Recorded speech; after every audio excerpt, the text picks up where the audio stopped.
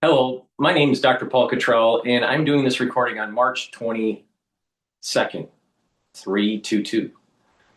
Thank you for joining. I greatly appreciate if you share the links and ask your social media to follow me so I can grow the channel. I'm going to be doing a live stream with John Hogue next week on Sunday, so put that on your calendar at 10 p.m. New York time. Also, please help support the work that I do by donating. You can donate on my website, the-studio-reykjavik.com. You can donate through Stripe, PayPal, or buy me a coffee. You can follow me on many different channels: YouTube, Brighteon, Bitchute, and Rumble, X, GETTR,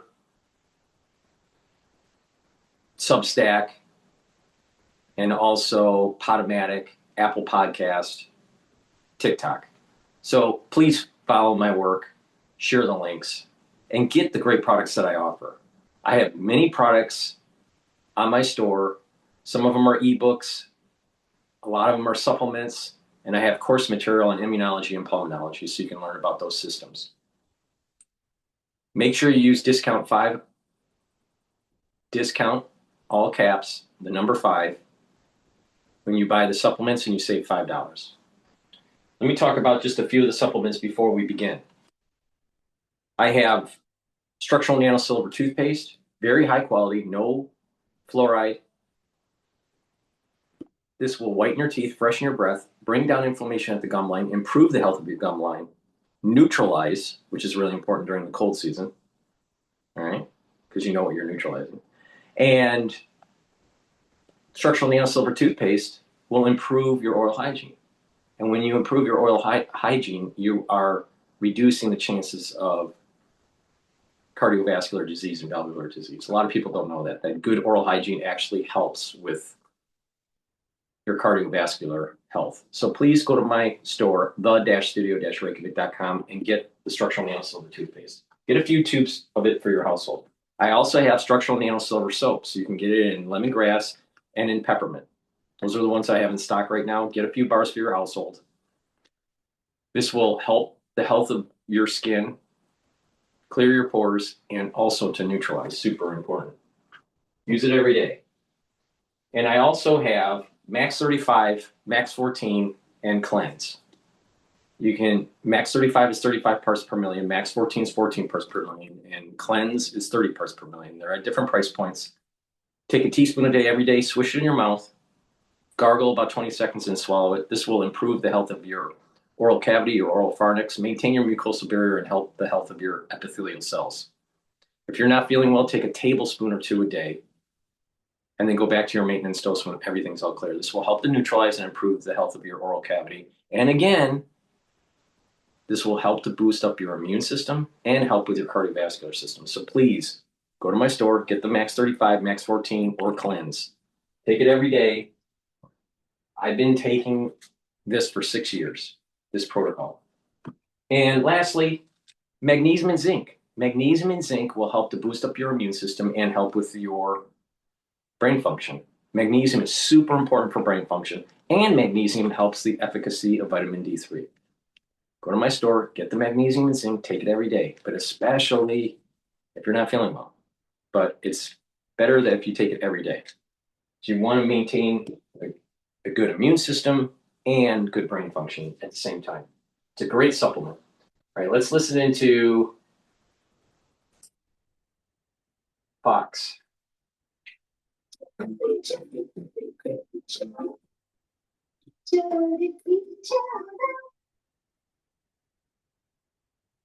This brand brings everything to get your brand in front of your fans, like t-shirts, water bottles, and totes, so everyone can gift it, work in it, and take. Important part that's also getting missed here is that we are destroying their ability to produce these missiles. We're destroying their industrial base so that future generations, our kids and grandkids, aren't dealing with this problem like we have been the last 50 years. Ambassador, there is a report this morning that Pentagon officials have made detailed preparations for deploying U.S. ground forces into Iran. What can you tell us?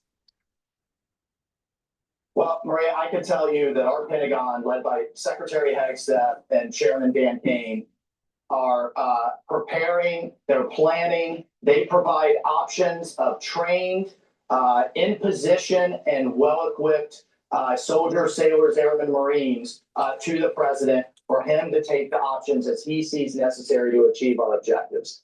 So I would fully expect the Pentagon to be planning for all scenarios. You saw these fake CNN reports that they hadn't planned for the Straits of Hormuz. And I can tell you as a veteran former soldier, our Central Command, led by Admiral Cooper, has been planning for these scenarios for many, many years. Yes. And so we would expect that to happen. And a Green Beret at that. Ambassador, thank you for your service to this great nation. Good to see you this morning. Thank you. Michael Waltz joining us. All right, thank you. And keep watching. Quick break and then a rare weekend session on Capitol Hill with the Save America Act taking center. Okay, so the big news that took place last night, I should say, was Iran hit near the nuclear facility in Israel. All right. And shortly after that, Trump made the statement to Iran to open up the Strait of Hormuz within 48 hours, or he's going to hit the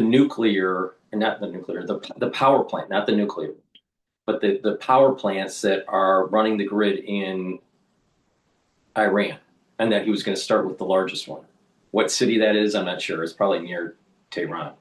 But the point here is that this is escalating when he stated 24 hours before that he was going to wind down the war in Iran.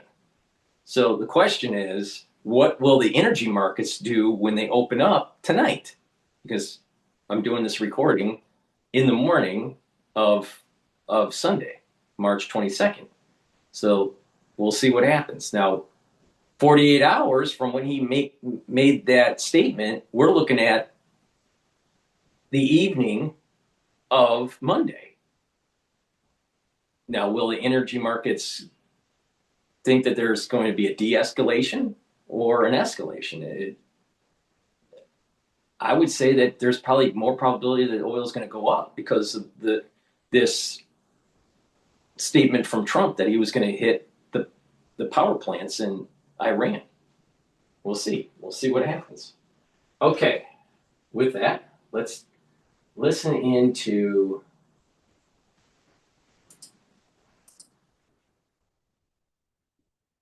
CNN about the ultimatum, the 48-hour ultimatum. When you need it, we're there for you.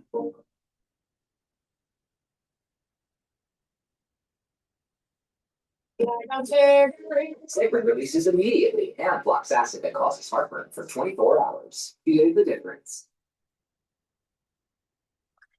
President Donald Trump is threatening an enormous attack on Iran's energy infrastructure if Tehran doesn't allow free navigation through the strategic Strait of Hormuz. CNN's Eleni Giokos joining us live from Dubai. Eleni, Donald Trump then threatening Iran with an enormous punch on Iran's energy infrastructure should Tehran not, quote, open the strait within 48 hours. It's not at all clear whether Iran will heed that warning. All signs are that they won't. The impact of that choke point and the effect of a shutdown in energy sites around the region continues to have a huge impact on the world economy. Asian markets will open first, of course, for Monday trade. What's expected?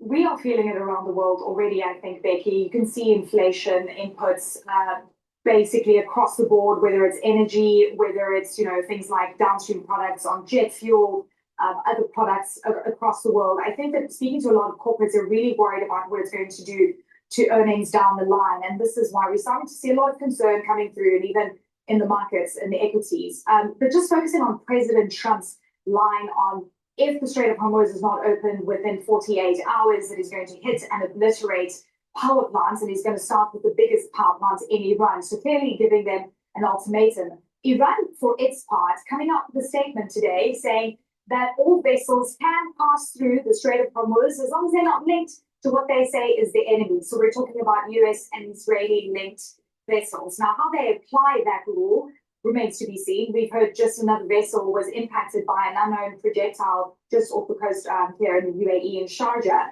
So we're seeing around 22 vessels that have already been impacted since the start of this war. And that, of course, creates a lot of nervousness from shippers. Iran also saying that if any of its power plants are, in fact, targeted, that they will retaliate. And they're focusing on desalination plants, they say US assets, as well as other critical energy infrastructure. So rhetoric definitely has been escalated. The big question is President Trump going to be happy with the line of, well, you know, anyone can pass through the strait as long as it's not US and Israel linked vessels. And then importantly, that whoever wants to pass through the strait will have to coordinate with Iran for security guarantees. In the meantime, we have heard that 22 countries have shown interest to assist in securing the strait. How and when that will happen, still not answered. In the meantime, interestingly, over the weekend, we also heard President Trump saying that he wants to start winding down the war. So in terms of the inconsistencies we've been hearing specifically from the United States, Becky, this now 23 days into this war, the Gulf nations have borne the brunt of what we've been seeing in these strikes against the region, specifically on critical energy infrastructure. This threat that was issued by President Trump on Saturday night, Iran, as you saw, a very direct threat to the Iranians, saying if they do not reestablish free navigation or allow for free navigation in the Strait of Hormuz and completely reopen it, then the U.S. will potentially strike some of their energy infrastructure. Do you see this as perhaps the president really feeling that mounting political pressure that you and I have discussed for the last several weeks? Well, you know, it's also, I mean, look, it is the president either by design or impulse, just sort of careening in his messaging on the war. You know, I mean, literally just days ago, he said incorrectly, as it turned out, but he did say that the U.S. Was not informed of the Israeli attack on Iranian energy infrastructure. And then, of course, Iran responded by attacking other energy infrastructure in the region. You know, Iran is not a democracy. I mean, the ruling regime can absorb a lot of pain on behalf of its public in a way that is just harder for a democracy to do. So it's kind of hard to imagine that this threat is going to lead to Iran to say, okay, yes, you know, we caved and we are going to open the strait. More likely, if the U.S. follows through on this, Iran will try to take out more energy infrastructure in the region, and that could almost immediately be reflected in even higher gas prices. I mean, the president has always behaved, I think in almost every situation, as though he is the one with escalation dominance, what the military planners call escalation dominance. He decides how intense the conflict flares and when it ends, and that just does not seem to be the case right now. If he does get free navigation in the Strait of Hormuz again, what happens then to this issue of NATO and how he's been obviously criticizing NATO allies while at the same time calling on their support? I mean, would he still need their support?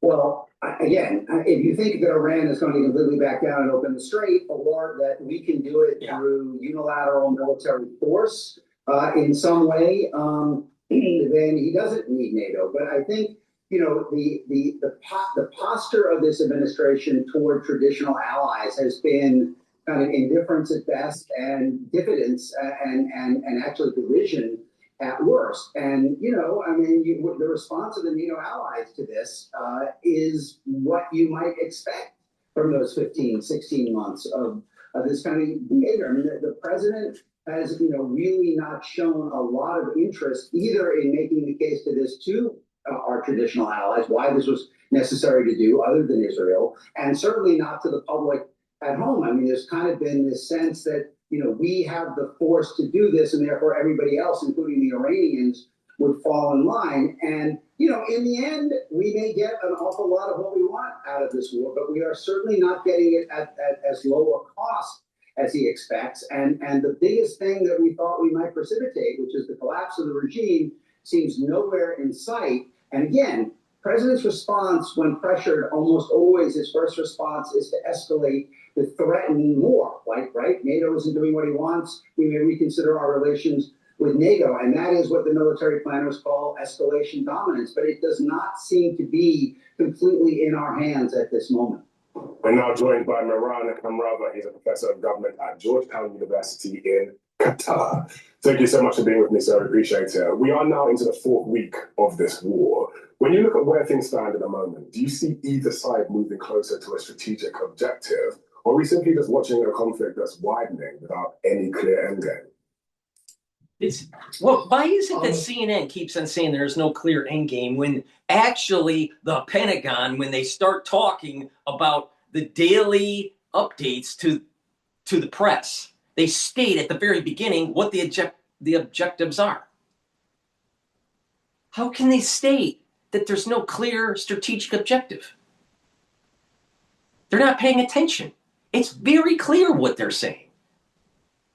And if things don't work out, then it's going to escalate. It's that simple. They can't have, I'll state it right now, they can't have nuclear weapons. They can't have the ability to build up their deterrence with missile and drone capability.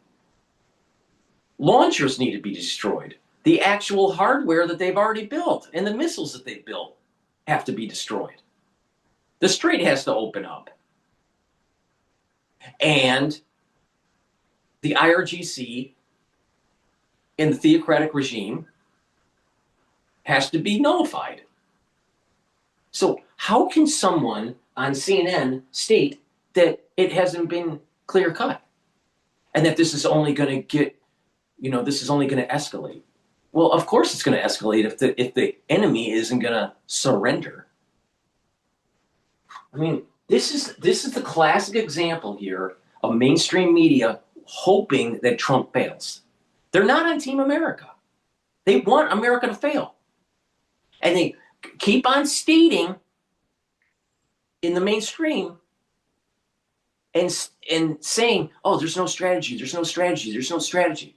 How could there not be a strategy if it's been in war planning for 4 to 5 years?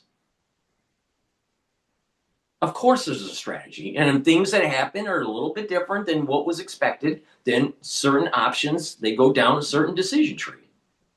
This has all been figured out. So how can this guy, some clown on CNN, make that statement? Now let's roll it back just a little bit so we give him the benefit of the doubt of what he's saying. And this is 6 minutes and 32 seconds into the video. Not seem to be completely in our hands at this moment. We're now joined by Miran Kamrava. He's a professor of government at Georgetown University in GETTR. Thank you so much for being with me, sir. I appreciate it. We are now into the fourth week of this war. Right. When you look at where things stand at the moment, do you see either side moving closer to a strategic objective, or are we simply just watching a conflict that's widening without any clear endgame? Their strategic objective for the United States is to weaken Iran's deterrence, weaken its ability to build weapons and to use them in the region. Now, of course, I'm sure that when they did the simulations of the war plan, that there were times where in the simulation, the strait is closed up, oil prices go up, and missiles are fired on certain countries. Now, is it widening? Yeah, I would say it is widening. This is the reason why I say it's not Gulf War III, it's actually World War III. And it started probably in 2022 with Russia invading Ukraine. So this is a wider world, a wider war in the world. And there are nodal points that are taking place with this war between the United States and Iran. And that is, well, Russia is helping Iran, and Russia actually benefits from a higher oil price. And then we're going to unsanction Russian oil. So it's going to help, in a way, Russia's war effort in Ukraine. And this move that's happening in the Middle East is going to potentially chokehold the Chinese, because the United States is going to be able to control a lot of their energy. So it's not just what's going on with missiles being fired between the United States and Iran. And the movement that took place in Venezuela had to happen first so we could have the heavy crude to feed Pad 3 and Pad 2 for our refineries. So we didn't have to worry about medium crude from the Middle East, because these refineries are fine-tuned to take certain types of viscosity of oil. So the moment that we went into Venezuela, we already started the war in Iran. Because the big chess game here, CNN, is the United States and China.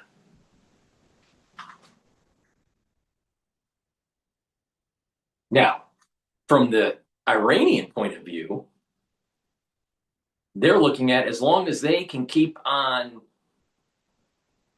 surviving and lobbing missiles and hitting infrastructure in the GCC, the governments of the Cooperative Council, I think it's what it's called, but basically the Arab nations that are in that region getting their infrastructure hit. It's going to bring in other countries that may have been on the sidelines in the Western world and also in the Middle Eastern world to go against Iran. And it's looking like that the Iranians are losing allies. That's my take on it. I'm afraid we're witnessing a conflict that continues to escalate. Every day we're surprised by yet another red. It is escalating, but you think that this wasn't part of the war plan, just in case?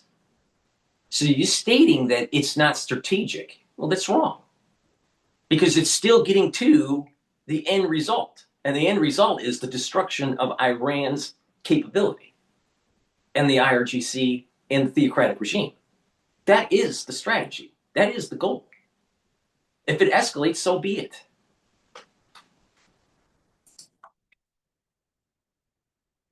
And being traversed. And now we're looking at this threat from President Trump saying that Iranian energy facilities and power plants will be hit. And Iran has in turn threatened to hit energy facilities here in the Persian Gulf region. And if either side carries out that threat, then we're really looking into the abyss, I'm afraid.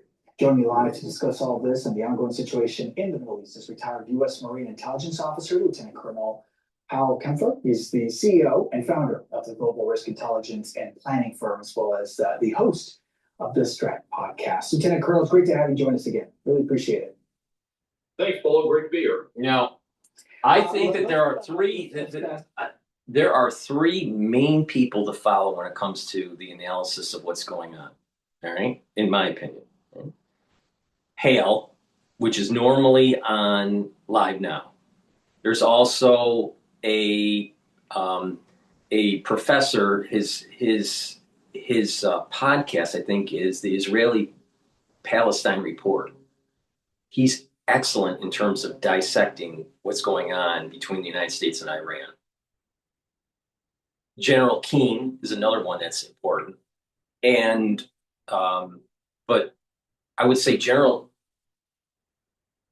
Keane and the what's going on in shipping guy, I don't know his name, but he has a podcast that's talking about the details about the shipping lane and what's all. He's ex-military and ex-Navy, I think it is, and so he's a great source.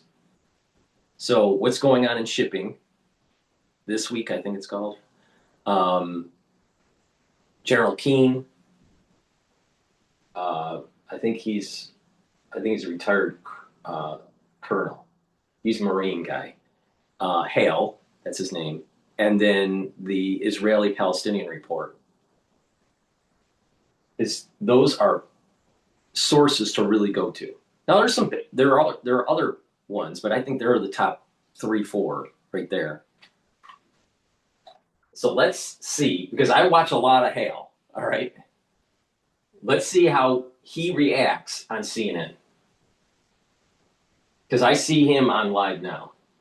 And then Ian, which was being interviewed on Bloomberg Weekend, who's a never Trumper, Dr. Ian Bremer, right? Dr. Ian Bremer, never Trumper. Okay, let's listen to Hale here. But let's analyze what we just heard a little while ago, especially what's coming from the White House now, with President Trump issuing a very direct threat on Iran's energy infrastructure. What are the risks for the United States and perhaps its partners in the Gulf in issuing this type of ultimatum for Iran? Could the regime perhaps feel cornered and increase some of its targeting? Yeah, of course they do. Well, Polo, I think they're already starting to feel cornered. One of the things is this is kind of a response to what they've been doing. They've been targeting critical infrastructure in the Gulf states across the board. They've been hitting, obviously, energy infrastructure, tremendous damage in Qatar with the liquefied natural gas capabilities there, which is really vital for the world. So this is basically, kind of a response to that, saying, we'll hit your power. And the thing with power is in it, and it is a kind of it's sort of a dangerous thing, but it's also kind of a logical thing. The danger is, could it alienate the Iranian people away from the U.S. and what's trying to be done there? Could it make them somehow adhere to the regime in a sort of nationalist way? The other side is they're thinking, well, they might turn off the lights, literally. And if they turn off the lights, that does make it look like the regime can't do much. So it sort of disempowers the regime's hold on the people.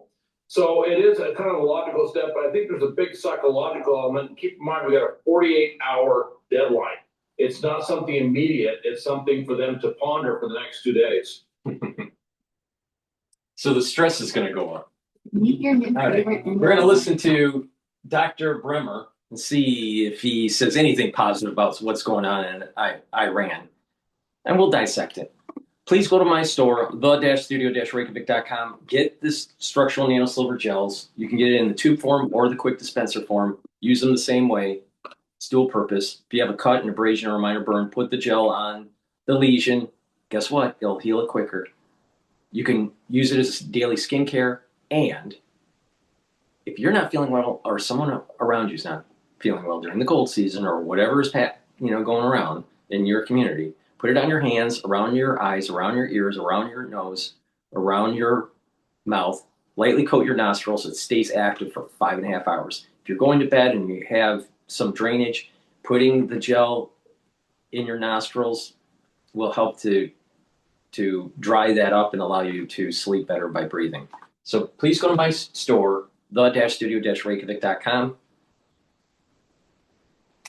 Make sure you use discount 5. And oh, by the way, the structural nanosilver gel lasts a lot longer than Perel. And the structural nanosilver gel heals your skin. Perel hurts your skin. Vitamin C and magnesium. Vitamin C and magnesium will help with your skin, your immune system, even your brain function. Magnesium also increases the efficacy of vitamin D3. It's really important to take if you want to boost up that immune system. And you can stack it with the magnesium and zinc. And since we're talking about vitamin D3 is a cofactor for gene expression. So your cells work properly. It's that simple. Vitamin D3 also helps to absorb calcium. And if you do resistance training and take in calcium supplements, you're going to build denser bone. That's really important to slow down the aging process. You don't want brittle bone. Because if you're 70 years old and you break your hip, guess what? Probably 2 weeks, you're going to be dead. So you don't want that. Vitamin D3 also is super important for cardiovascular health. And vitamin D3 during cold season, it's important to take because it gets cells to go into apoptosis if they're infected.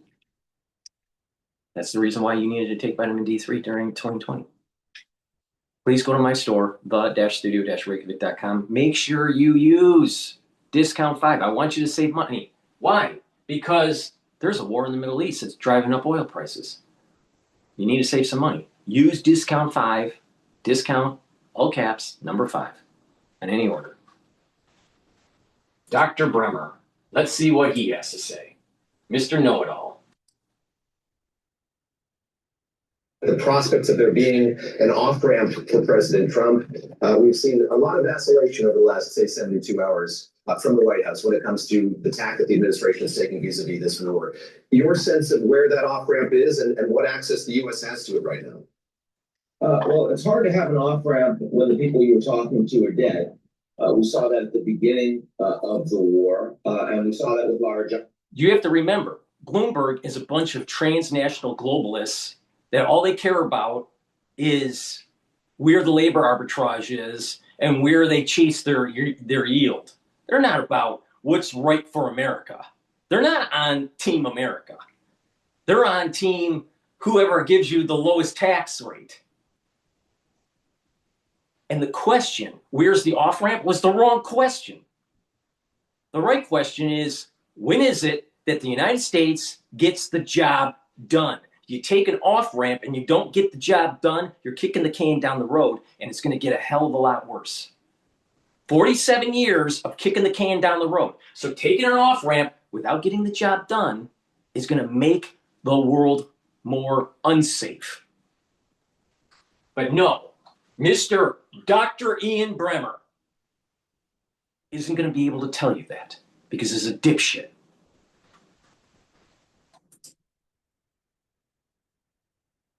As well, there have been some back channel conversations with him, and then he's gone. So that is challenging.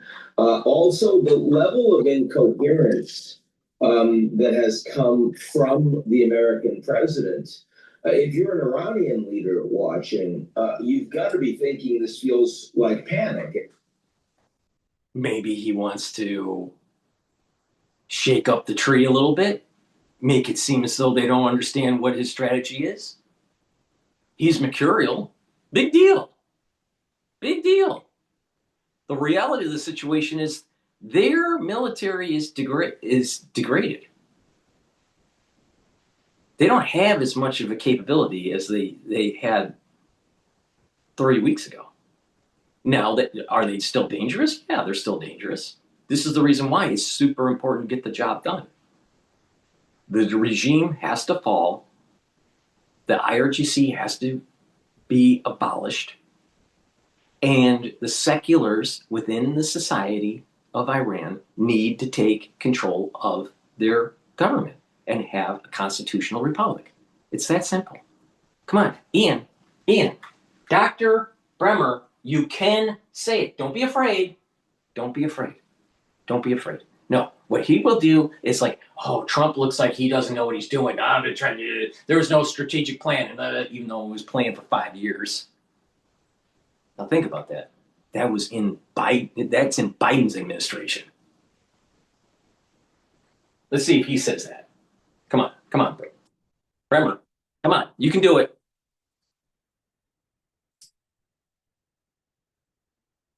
Feels like urgency, and that the only lever that the Iranians have, which is the economic pain that is coming from keeping the Strait of Hormuz closed, is actually working. So, I mean, on the one hand, I see continued escalation from the United States and Israel. And on the other hand, I see the Iranians with little capacity to negotiate, a little faith in negotiations, and also at least some semblance of a belief that their own deterrence is starting to bear fruit. You know, I want to ask you, I ask many people, you want a vehicle that earns its keep. Not scared of a better man. You know, I want to ask you, I asked many people this question yesterday, and I'm not sure we ever really got the answer. Can you explain, giving the administration the benefit of the doubt, possibly, can you explain the only thing that I see that I don't like about this whole situation so far is the people of Iran have not gotten to the point where they're rising up against the IRGC and the theocratic regime. They should be standing up and pushing back on their tyranny. They're not. That worries me. That part of it worries me. Everything else, not so worried.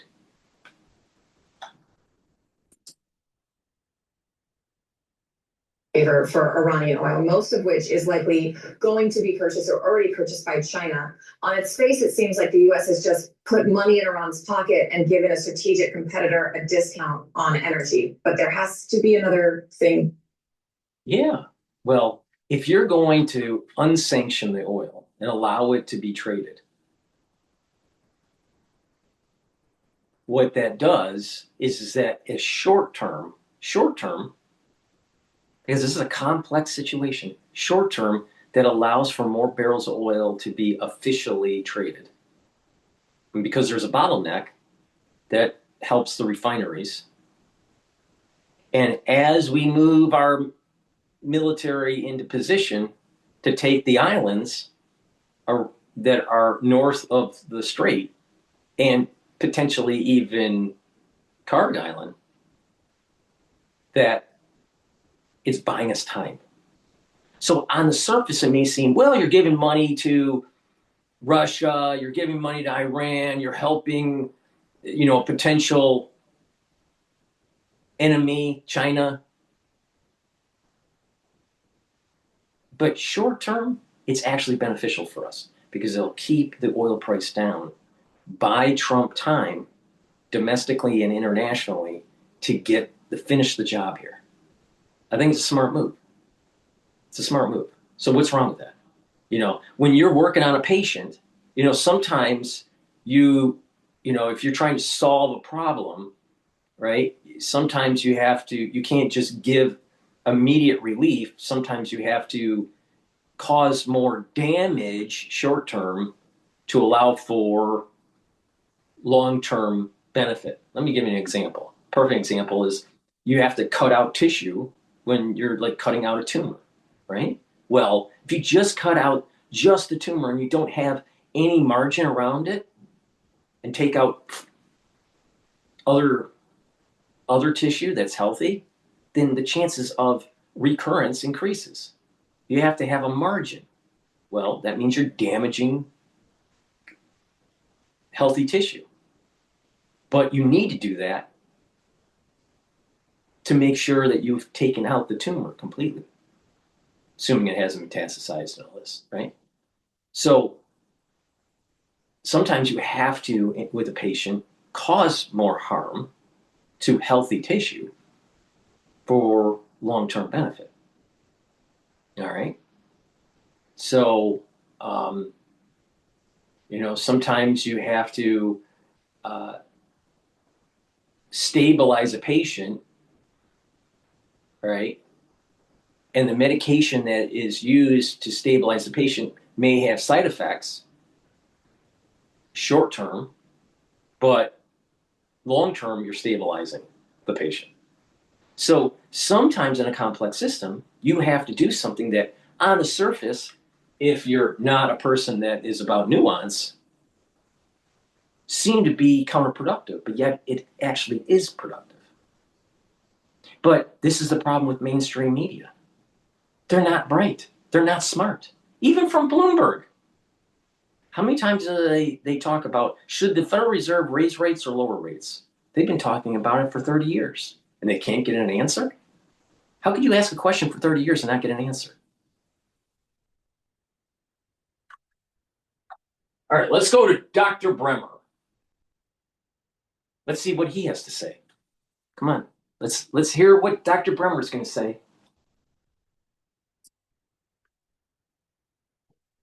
I'm not thinking of it. I think that the United States is hitting Iran incredibly hard with its military capabilities. Yeah. But the vulnerability is on the economic side. And on that side, the vulnerability is on two parts to it. The economic, which is part of the war plan, and the political. internally in Iran. They're not rising. They're not rising up. Now, if you really pay attention to the WTI, the United States futures market for oil, should be a lot higher. The spread between the WTI and the Brent crude is more than $8. Normally it's like $3 to $4. Now the question is WTI going to go up or is Brent going to go down? And I think it really is predicated on when the strait is going to open up. But so far, WTI futures are relatively stable. And if you've been paying attention to Thursday and Friday's oil trading, it's stable. It's not chaotic. Now, come on, Ian. I know you're an economist. You know a lot about economics and history, especially in Europe. You know, Eurasia is the name of his damn company. Why aren't you on Team America when your company is called Eurasia? That seems a little odd to me. I'm just saying.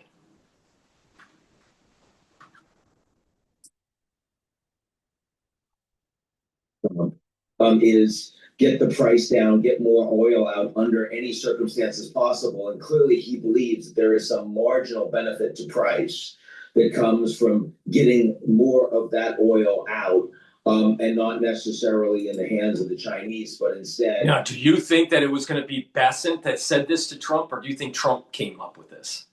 Do you think that his Treasury Secretary had a good idea here?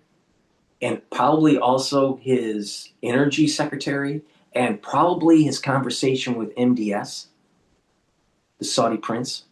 Don't you think that he took all these data points, all these suggestions, and formulated something? Ian, I'm just saying. Come on. Come on, Dr. Bremer. This guy, if I was on the same platform talking about the same subject matter, I would destroy him. This guy's a clown. He's never been on Team America. How can you be on Team America when you don't even have the name of your company having anything to do with America? Eurasia? What? This guy is about pivoting. This guy is about globalization. This guy is about America last. EU is great. Don't have Brexit. And oh, by the way, make sure that you have your cheap spatulas from China. That's what this guy represents.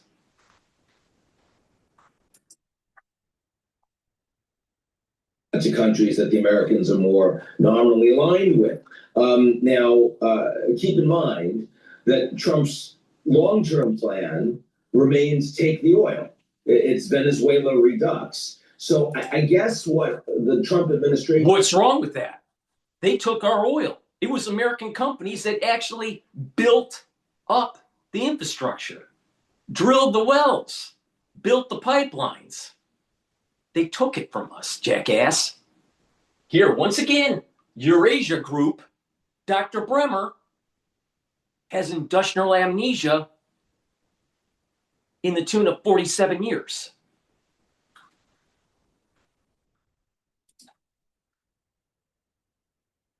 Would say in response to your question is, yeah, in the near term, this in principle goes to the regime, but the regime is not going to be able to use that for very long. We're going to take Card Island. Yep. We're going to have the thousands of American troops that are heading their way to the region. I do understand that it is incoherent. It's not even just American troops. It's the Marines, bitch.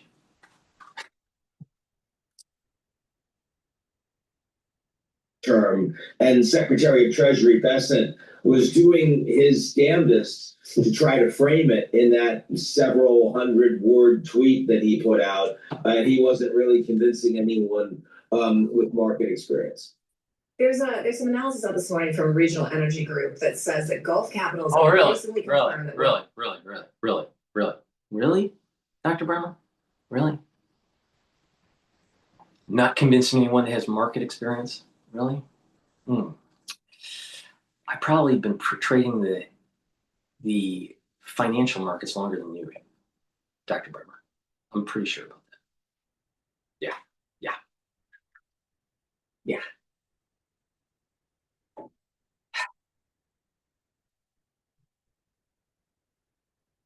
And could move to wind down the conflict before securing a durable resolution on maritime access, leaving Iran with de facto control over traffic through the strait. Do you think that's a legitimate concern and something that people need to start looking at?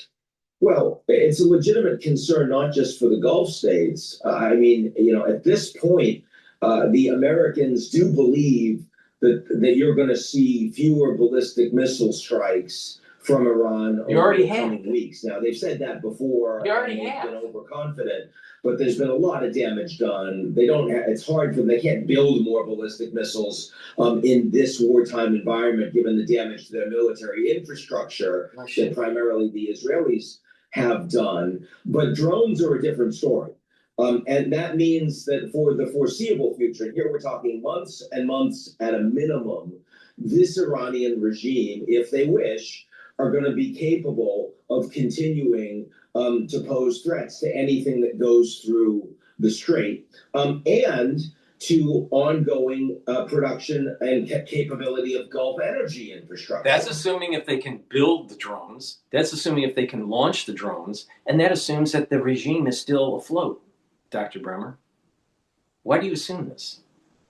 Why do you assume this? Now, is it part of the risk landscape? Yes. But the probability of months down the road, them being able to control and terrorize the strait isn't going to be acceptable, because energy prices would be too high, and it would force the United States to put land troops on the mainland and take out the IRGC. Now, it's going to be urban warfare, but with urban warfare, the best way to do it is gravity bomb the towns, not smart bomb it. Level it all. Level it all. Just like how Israel leveled Gaza. That's what we need to do with the top 10 cities in Iran. Level it all.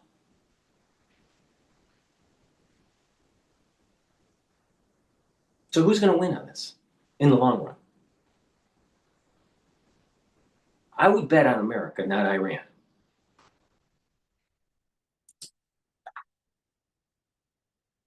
So, yeah, the Gulf is concerned about that, and they don't want the United States to stop now having started the war until that is resolved in some way. And we're hearing that from the Saudis, hearing that from the Emiratis, hearing that from the Qataris, the Kuwaitis. I mean, all of these countries have economic models that don't function with this level of violence and threat in their backyard. It's something I value about your writing for so many years. So they're all going to line up with the United States, and they're all going to say, Iran, you need to stop. And there's going to be agencies, intelligence agencies that are going to try to bolster up some sort of revolution within Iran to throw out the IRGC and to prevent a theocracy. Now, what surprises me here is that why there aren't, at least televised, maybe they're happening, but why aren't we hearing about mass protests of the seculars within Iran protesting against the supreme leader, protesting against the IRGC? Because if they start getting gunned down, they would get so much more support internationally. And it would strengthen, actually, the American vision of Iran. The Arab nations will start to galvanize and work with the United States and Israel. The Europeans will start realizing, you know what? You can't sit on the sidelines while the IRGC are gunning down the seculars within Iran. You can't let that happen, because there would be a political football domestically in France and Germany and in the UK. The bottom line is this: the Iranian people, the seculars, need to start standing up. and not hiding. Now, if they are protesting, why is it that mainstream media is not playing it? I don't know. But it needs to start, because if the Iranian people don't want to fight for their freedom, the secularists don't fight for their freedom, this is going to be a fiasco. It's going to be like South Vietnam. The South Vietnamese didn't really want to fight, because they really, deep down, were believing in a unified North and South Vietnam. And so we got in between something that we should have never ended up getting into. And if you want to take it one step further, the United States probably shouldn't have sided with the French. The United States probably should have sided with the North Vietnamese early on in the late 50s to prevent them from aligning with China. That was a strategic error on our part. We picked the wrong side because we were aligned with the French. But the French were wrong. Well, here, if the Iranian people are not willing to fight for freedom, then it's going to be hard. It's going to be much harder for us to get rid of the IRGC. So there has to be some way to bolster up and get the secularists to fight for their freedom. But in terms of making sure the strait is flowing, we could secure it and make sure. We could push it back far enough around that southern coastline, hundreds of miles in, and control it. We don't have to control the whole country. We can do like no-fly zone, just like we did in Iraq. And control the strait. And oh, by the way, control the oil. And choke the regime. And maybe that's the long-term strategy, where we control miles in, hundreds of miles in, maybe 100 miles, 200 miles inland, along the southern part of Iran, control the islands that are in the Persian Gulf, control the strait, take over the oil, destroy infrastructure deeper into Iran, gravity bomb many of the cities and level them, and then have the regime slowly die. And hopefully during this time galvanize some sort of revolution that's secular. And maybe that will be the long-term strategy.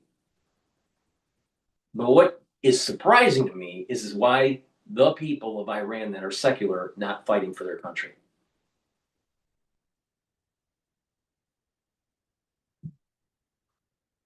So let's not stop, well, it's Trump's fault, it's Trump's fault, it's Trump's fault. Are we supposed to let Iran get weapons of mass destruction? Look at how they're acting. Can you imagine if they had nuclear weapons? And oh, by the way, wait a minute here. Pakistan and India, there's some problems there. Oh, there are some problems with Afghanistan and Pakistan along the border. Pakistan's nuclear. India's nuclear. It's a big problem here.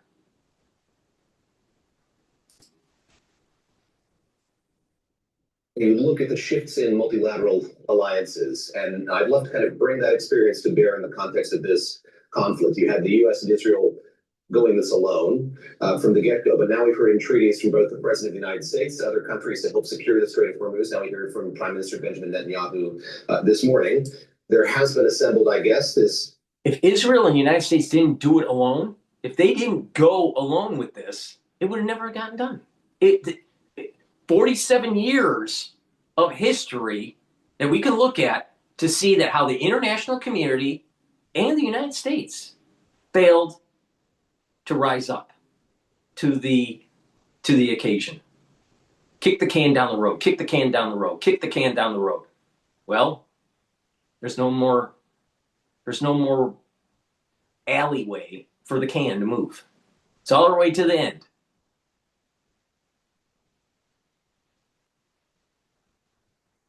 And the international community needs to help in making sure that we have the Strait of Hormuz open. They benefit more than we do in terms of oil flow. Now,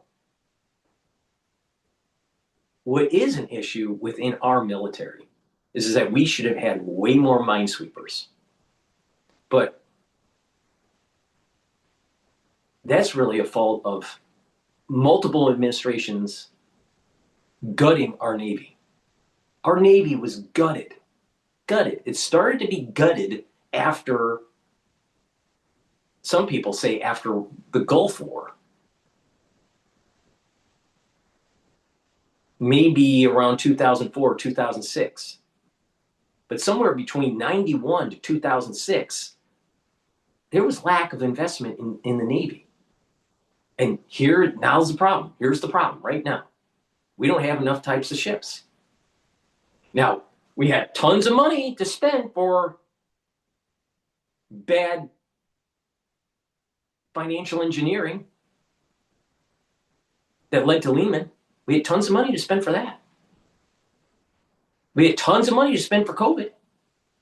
But we didn't have enough to make ships to sweep for mines.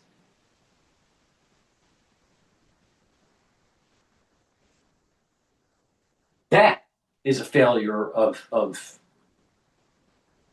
strategic vision for the United States.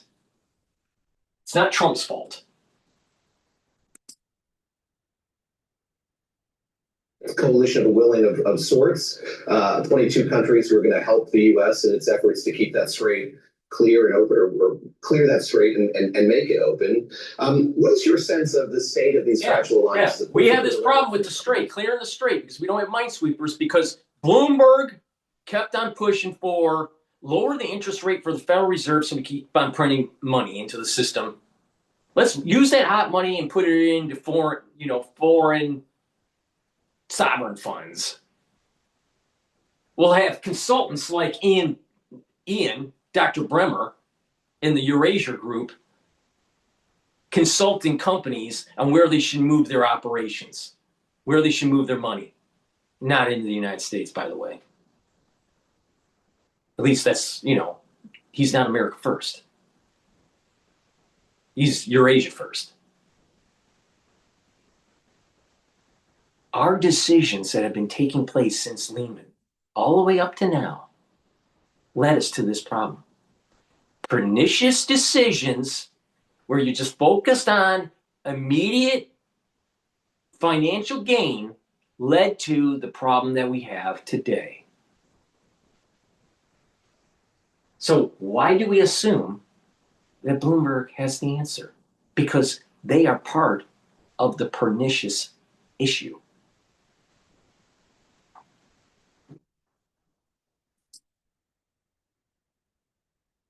Here over the last year plus, toward its longstanding U.S. allies, how fractured are they, and sort of how more fractured are they as a result of this conflict? They're very fractured. In fact, this idea of a rupture that my friend Mark Carney put out there during Davos is clearly the way that the Europeans feel as well, that there is no level of trust of the United States president. Why shouldn't it be fractured, Ian? Why should the American taxpayer keep on paying for their social programs? Money's fungible, you know that. You're a doctor. Dr. Bremer, you know that. Money's fungible. And American taxpayers kept on supporting NATO, and guess what? Those countries weren't willing to pay their fair share, and they were upping their social programs in their country. And oh, by the way, not paying attention to the debt, and therefore now they have a debt cliff.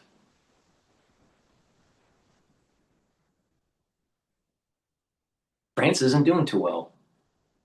Germany's not doing too well. England's not doing too well. But yet America kept on supporting them and kept on supporting them.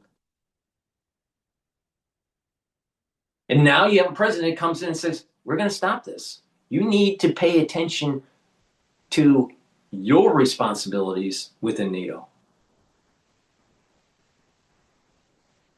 And so they're all pissed off. And they keep on having these social programs for their society. Meanwhile, the taxpayer keeps on paying and paying. And then Trump is saying, what about the trade imbalance? What about the unfair tariffs that are going on? This is before Trump instituted tariffs. You have tariffs from the European Union on American goods. What about that? What about that? We're helping you for your defense so you can have social programs. And then, by the way, you're protecting your own industries and not using a fair playing field for American goods.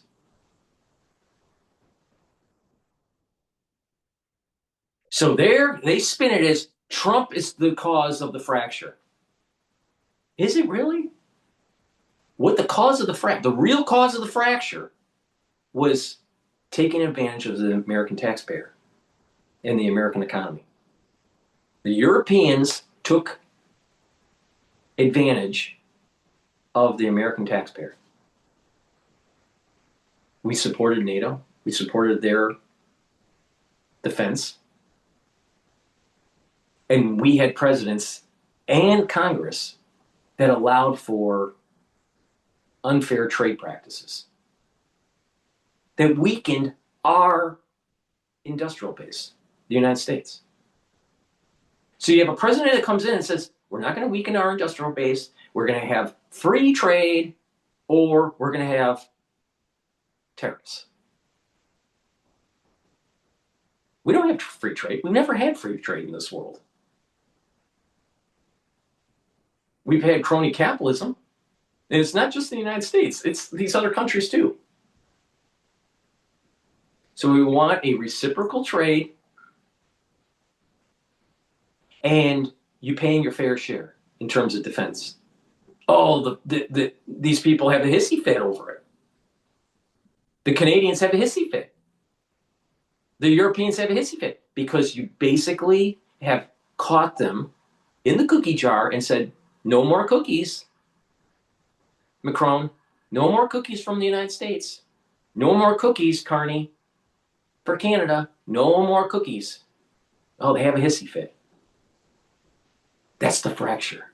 That's the fracture he's talking about. The reality of the situation is we had a president that actually stood up for the American people and said, enough is enough. We're not going to put up with this bullshit anymore.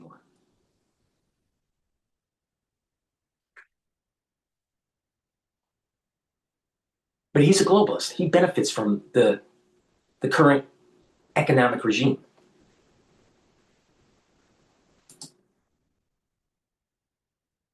And of what the Americans think of their allies and how they treat their allies going forward. But the Europeans desperately need the strait open. Trump is certainly right about that. And also the Americans are the dominant military force, not just for the Europeans, but in the world. So as much as they may mistrust the United States, they recognize that the U.S. remains very important for them. And I have seen a change in the diplomatic posture towards the United States from Europeans, from this not our war, we want no part of it, to we're not going to engage in the fighting, but we understand that we collectively have a problem now, irrespective of who started it, and we need to— Dr. Bremer, prove to me that they wouldn't have been a Euro wussy even if Trump didn't put on tariffs and didn't slap, 5% for their defense with NATO. Prove it. I'm willing to bet that even if Trump didn't do all these things, that NATO, the NATO nations, the European nations would not be helping in the Middle East because that's their nature. Their nature is to suck the tit of someone else until the host dies. They're like a parasite. They're a parasite.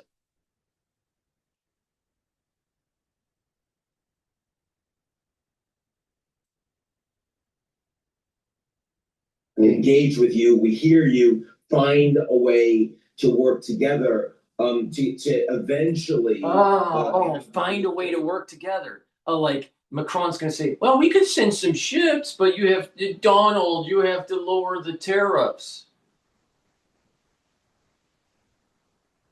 Wait a minute. The tariffs were there because of unfair trade practices. Donald, can you lower the amount of contributions that we have to NATO? Well, wait a minute. You were supposed to pay your fair share. So why is there a negotiation to ease up on some of the negotiations pre-Iranian war?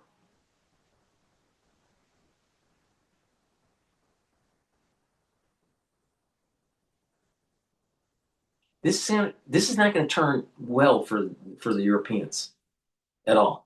And they're not showing any leadership. But they never really did, if you really think about it. And how could such one of the most powerful Navy fleets ever, commanded by a country, the UK, the British Empire, their Navy is totally dysfunctional. Totally dysfunctional. How could that be? Now, if the United States doesn't wake up, we'll end up in the same position of the UK. And that's not good. That's not good. That's weakness. But here, Dr. Ainbremer can't get to the root cause of the problem. It's not Trump. It's a weakness of Europe. But half of his company is called Eurasia. Europe and Asia. Eurasia. Okay?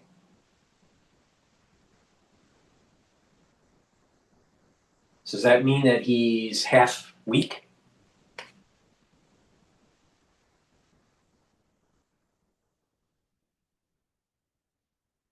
He's a never Trumper. That's what it is.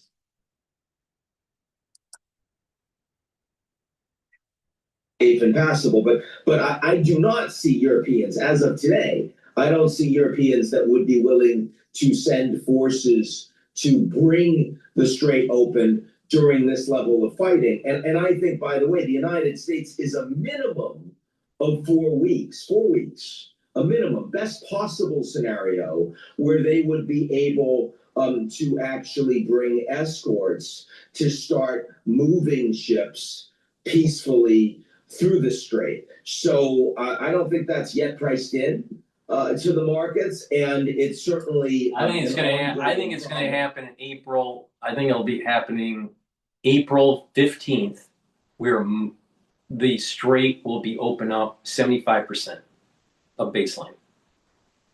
Baseline meaning the number of ships that were flowing in per day pre-war.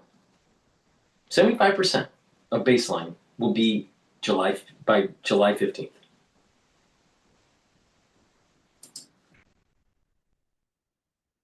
Americans and the Israelis are going it alone. And on that note, escorting ships through the strait is not the same thing as securing the strait and having it open to its normal capacity. It seems like this is something the U.S. cannot do alone. Trump has seemed to need to call in these allies. I was reading this morning, part of that is after the Cold War, the U.S. actually got rid of some of its minesweeping capabilities in the theory that if it were to need something like this, it would be part of a NATO operation. Can you talk to us just about the capability? Is this something the U.S. can do alone if it so chooses, or does it need those allies, which sometimes the president doesn't like to rely on? I'm a political scientist.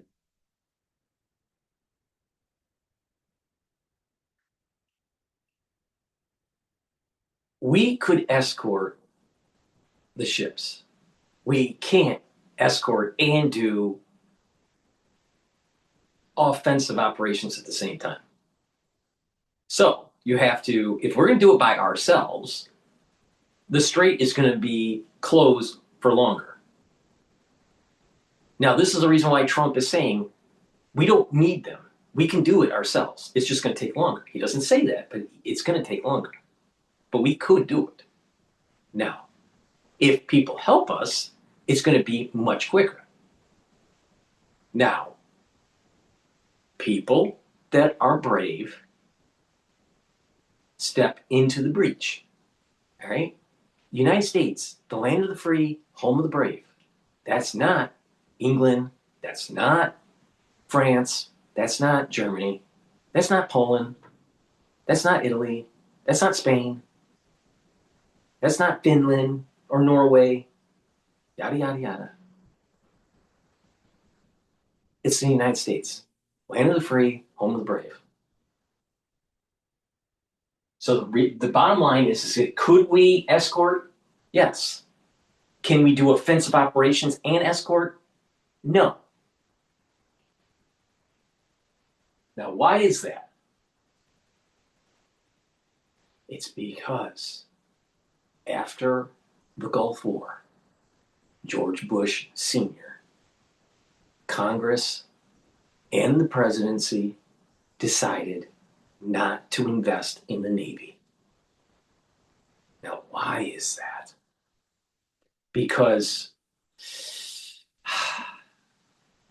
part of it was the peace dividend, part of it was a lack of imagination on how China was going to rise in the 21st century. When these decisions were made, it was before 9/11. And then after 9/11, 7 years later, we had Lehman, which is a major financial catastrophe. We had a 30% chance of losing our capitalism and drifting into some sort of socialism. Thank God it didn't happen. And then COVID happened. So we've been hit with multiple shocks here, financial shocks. And haven't been really able to reconstitute a stronger Navy. That's the problem.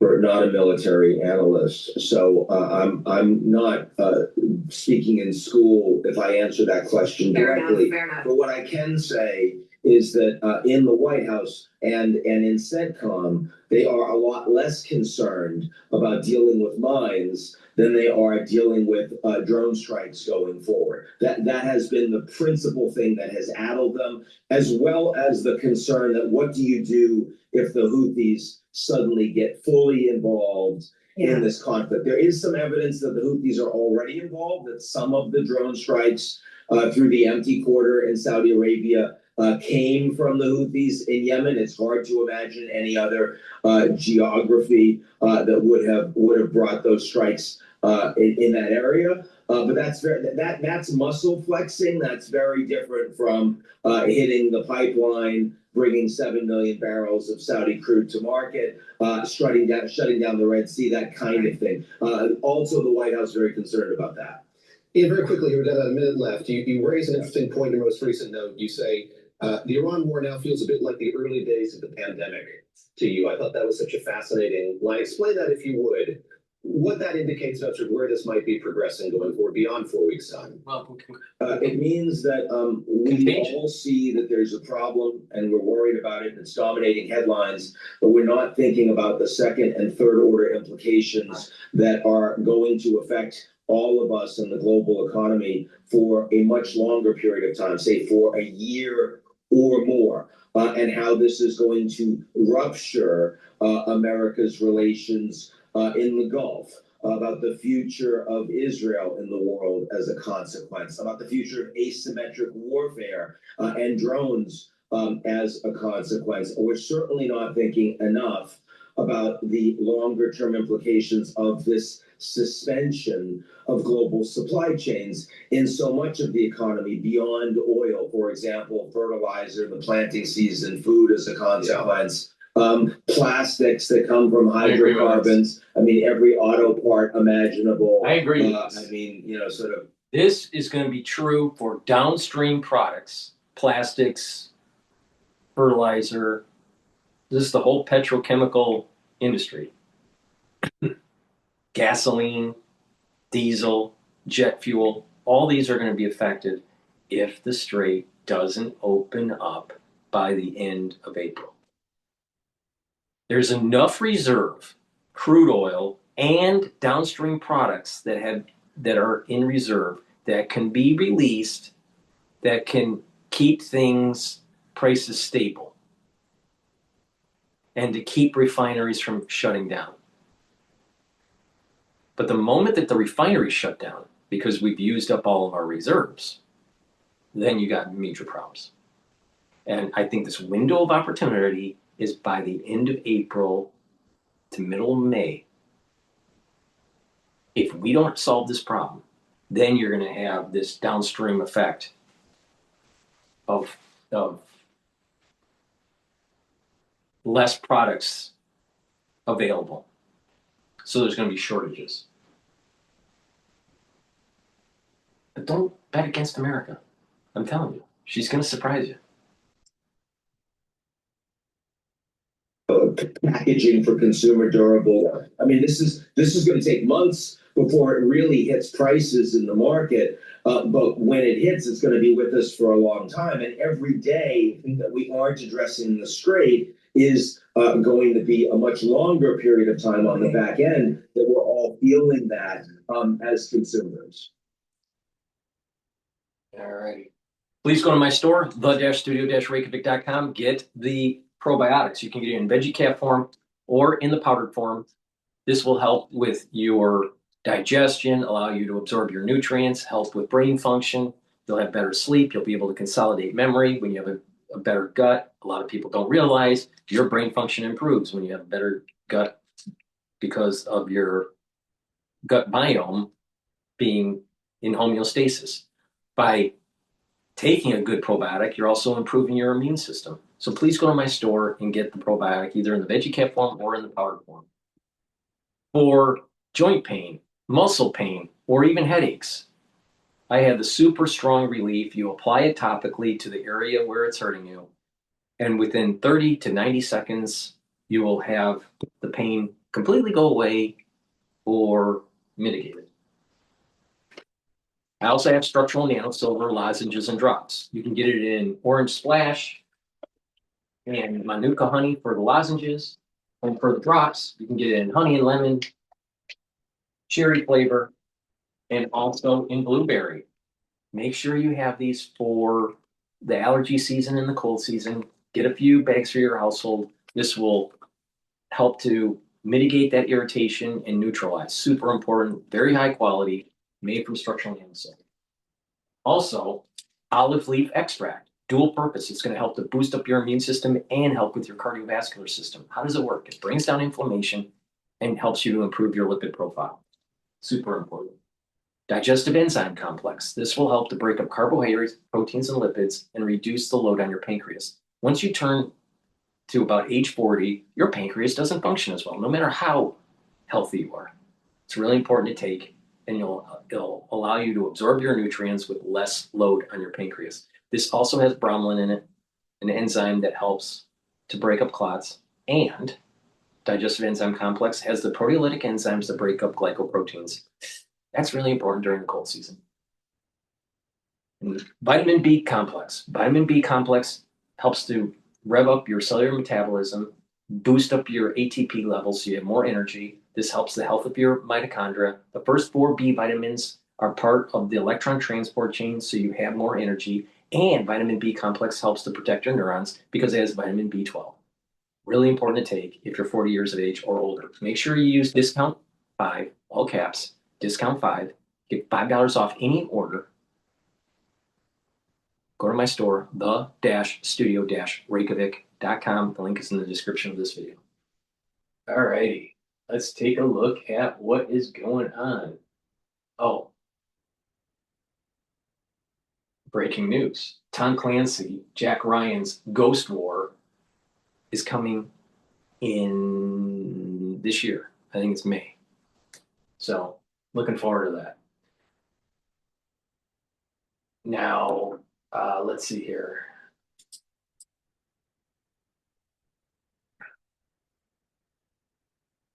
All right. Israel takes out Iranian missile storage site. This is Fox News. At Raising Cane's, we focused on making the most craveable chicken finger meals, getting them right every time. Blink and get more with new 2K Plus Smart Security. With Blink 2K Plus, get set up in minutes to see every detail. Time is ticking away for Iran as President Trump hands the regime an urgent ultimatum: open the Strait of Hormuz or face energy obliteration. Chief Foreign Correspondent Trey Brink that spoke with Prime Minister Benjamin Netanyahu just moments ago, and he joins us from southern Israel. Very good morning. Yeah, hey guys, good morning. We just left the southern city of Arad, where overnight more than 100 Israelis were injured in a single Iranian ballistic missile impact. The Prime Minister arriving at the scene to see the aftermath of this destruction. Here's what it looked like earlier today in Arad. You can see here the impact crater of an Iranian ballistic missile that slammed into the southern city of Arad overnight, wounding more than 100 people. The buildings here reduced to rubble as this explosion rocked the city of more than 25,000 people. All of this taking place as the Israelis work to shoot down more incoming Iranian ballistic missiles. Israel's Prime Minister Benjamin Netanyahu was there on the scene, walking through the debris and meeting with people who survived this missile attack. He spoke exclusively with Fox News about the situation. I asked him about President Trump's post on Truth Social overnight related to the Strait of Hormuz. We also spoke about the ongoing Iranian ballistic missile threat amid this war. Take a listen. Overnight, President Trump said that if in 48 hours the Iranians don't open the Strait of Hormuz, that there will be strikes against the power grids in Iran. Will you participate in those strikes, and what do you think should happen next in this campaign? I think President Trump knows exactly what he's doing, and whatever we do together and as far as possible in confidence. The Prime Minister spoke about the escalation committed by the Iranian regime over the weekend, with ballistic missile shrapnel raining down on the old city of Jerusalem. We showed you that video late last week, a significant escalation by the regime, and that led to the Israelis going after some of the storage sites of Iran's ballistic missile program. Some of that video here, you can see the explosions taking place over the weekend in Iran. But it was the strikes on the Diego Garcia base conducted by the Iranian regime that really were the biggest red flags over the weekend for the entire world. This is a base that is around 4,000 kilometers, more than 2,000 miles away from Iranian territory. And according to reports, 2 Iranian ballistic missiles were launched toward this U.S.-UK base in the Indian Ocean. One of them fell short, the other one intercepted by a U.S. warship, but a significant escalation by the Iranian regime and an indication that Iran has the ability in their current missile arsenal to even target European cities like Berlin or possibly even Paris. Guys?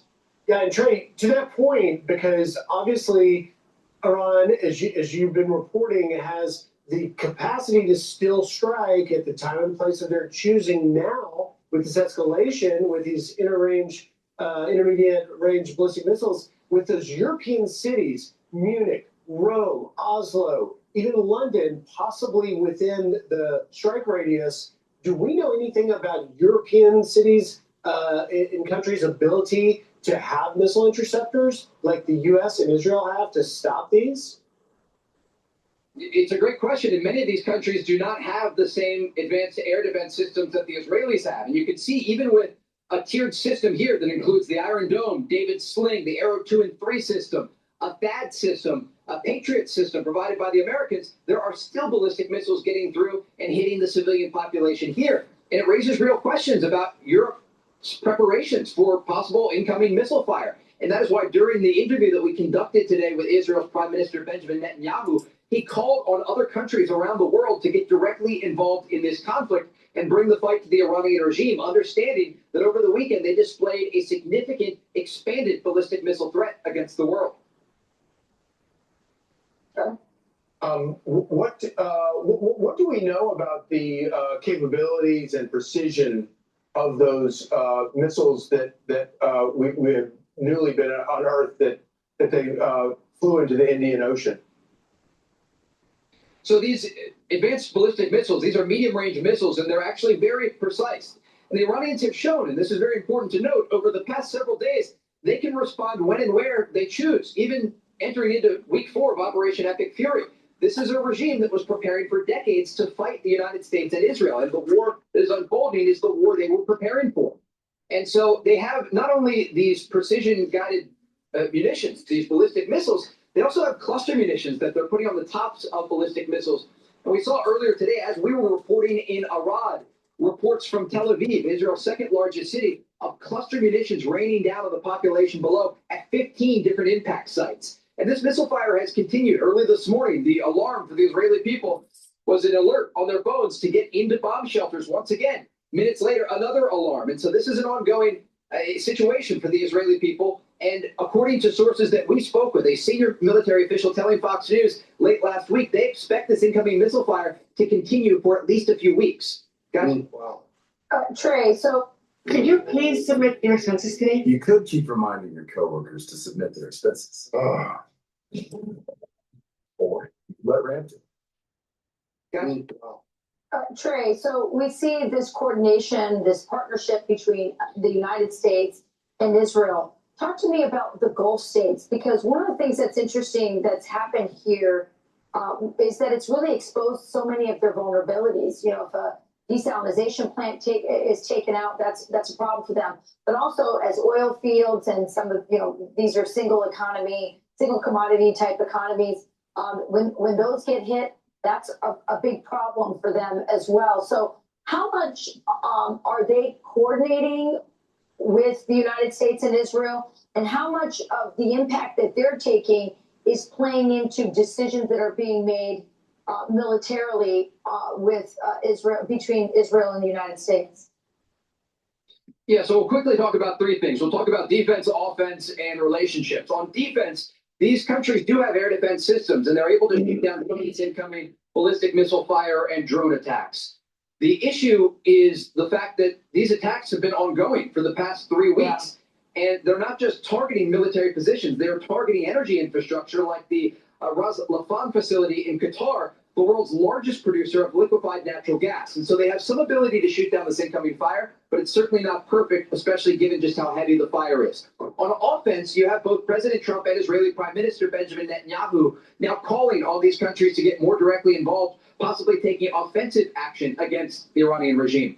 And then on the relationship front, President Trump has been able to do something that other presidents in the past were not able to do, and that is to get these Gulf countries working together, because they now understand they have a common enemy, and that is the Iranian regime that is attacking all of these countries. And when I spoke with President Trump last week on the phone, he told me he was most surprised by the fact that Iran was targeting these countries that were not taking action against Iran, because it risks drawing in a broader regional coalition against Iran. And so it's not strategic from their perspective, but they're doing it anyway. And it speaks to just how unpredictable the Iranian regime is and what they're willing to target. They are not just targeting U.S. bases in the region, they're targeting civilian infrastructure and energy infrastructure that is in part responsible for the entire world's energy. Guys? All right, Trey Yanks live for us. Thank you, Israel. Trey, great reporting as always. I'm Steve Ducey. I'm Brian Kilney. And I'm Ainsley Earhart. And click here to subscribe to the Fox News YouTube. And joining me now is Tresh. Before we go to the Treasury Secretary, please go to my store, the-studio-reykjavik.com, and get the Clarity Factor. Clarity Factor will get rid of that brain fog so you're not an Ian Brimmer. It will help to speed up your thinking and improve your memory. You'll be able to concentrate on tasks. And by taking this every day, you're slowing down the aging process. Now, drink it with filtered water, take it every day, and you're going to improve your neuroplasticity. Your positive neuroplasticity will take place. Your dendritic connections, your neurons are going to connect better, and you're going to speed up your memory. You're going to have better cognition and be able to concentrate better. But apply a holistic approach. Not just take this, but also get better sleep, do some resistance training and some cardio training, balancing exercises and stretching. Those are all really important. Learn new things, eat properly. If you do this in a holistic way, you're going to get max benefit to help slow down the aging process. Brain function, focusing on brain function and brain health is super important. Please go to my store and get the Clarity Factor. I also have Goodnight Formula. It has tryptophan, melatonin, GABA, and passion flower to help you to get into 3 to 5 cycles of REM sleep and deep sleep. When you get into regular REM and deep sleep, you're going to slow down the aging process. This will help to detoxify your central nervous system, consolidate memory, and you'll be well rested. You do this regularly, you will slow down the aging process. And again, take it every night. Take the clarity factor during the day. This is a great stack to help to improve brain function. And I also have lignans that will improve your immune system and your endocrine system, soak up free radicals, and bring down inflammation. By taking this, you'll also recover from your workouts faster. Now, lignans can also help with brain function because it's bringing down inflammation and soaking up free radicals, reducing stress on your neuron, and helping your cardiovascular system by reducing plaque formation. Ashwagandha root also helps with the immune system, the cardiovascular system, brings down cortisol levels, and helps to control your blood glucose levels. Super important. You can stack it for max benefit with the lignans and the turmeric that I have on my store. the-studio-reykjavik.com. Make sure that you use discount 5 and get $5 off anywhere. Secretary Scott Bessent. Secretary Bessent, welcome back to Meet the Press. Good morning. Good morning. Good to have you back. I want to start with the latest of what we're hearing from President Trump. Let me read you what he posted overnight. He says, if Iran doesn't fully open without threat the Strait of Hormuz within 48 hours, from this exact point in time, the United States of America will hit and obliterate their various power plants, starting with the biggest one first. Has the president changed his mind about winding down the war, as he said a day earlier, and instead plans to escalate? I think he said he could wind the war down at any time he wants. And this is the only language the Iranians understand. But this seems to be an escalation, a threat of escalation, and it seems to run counter to his statement that he, in fact, wants to wind down the war. Again, Kristen, the president's been very clear from the beginning that the goals are destroy the Iranian Air Force and the Navy, to completely demolish their missile capabilities, demolish their ability to replenish those capabilities, make sure the Iranians cannot have a nuclear weapon, and stop their ability to project power internationally. And the president will take whatever steps it takes to achieve those goals. Well, you know, I was on the phone with President Trump a week ago. He told me allies were on the way to help secure the Strait of Hormuz. Has the Trump administration abandoned that strategy and now chosen to go it alone?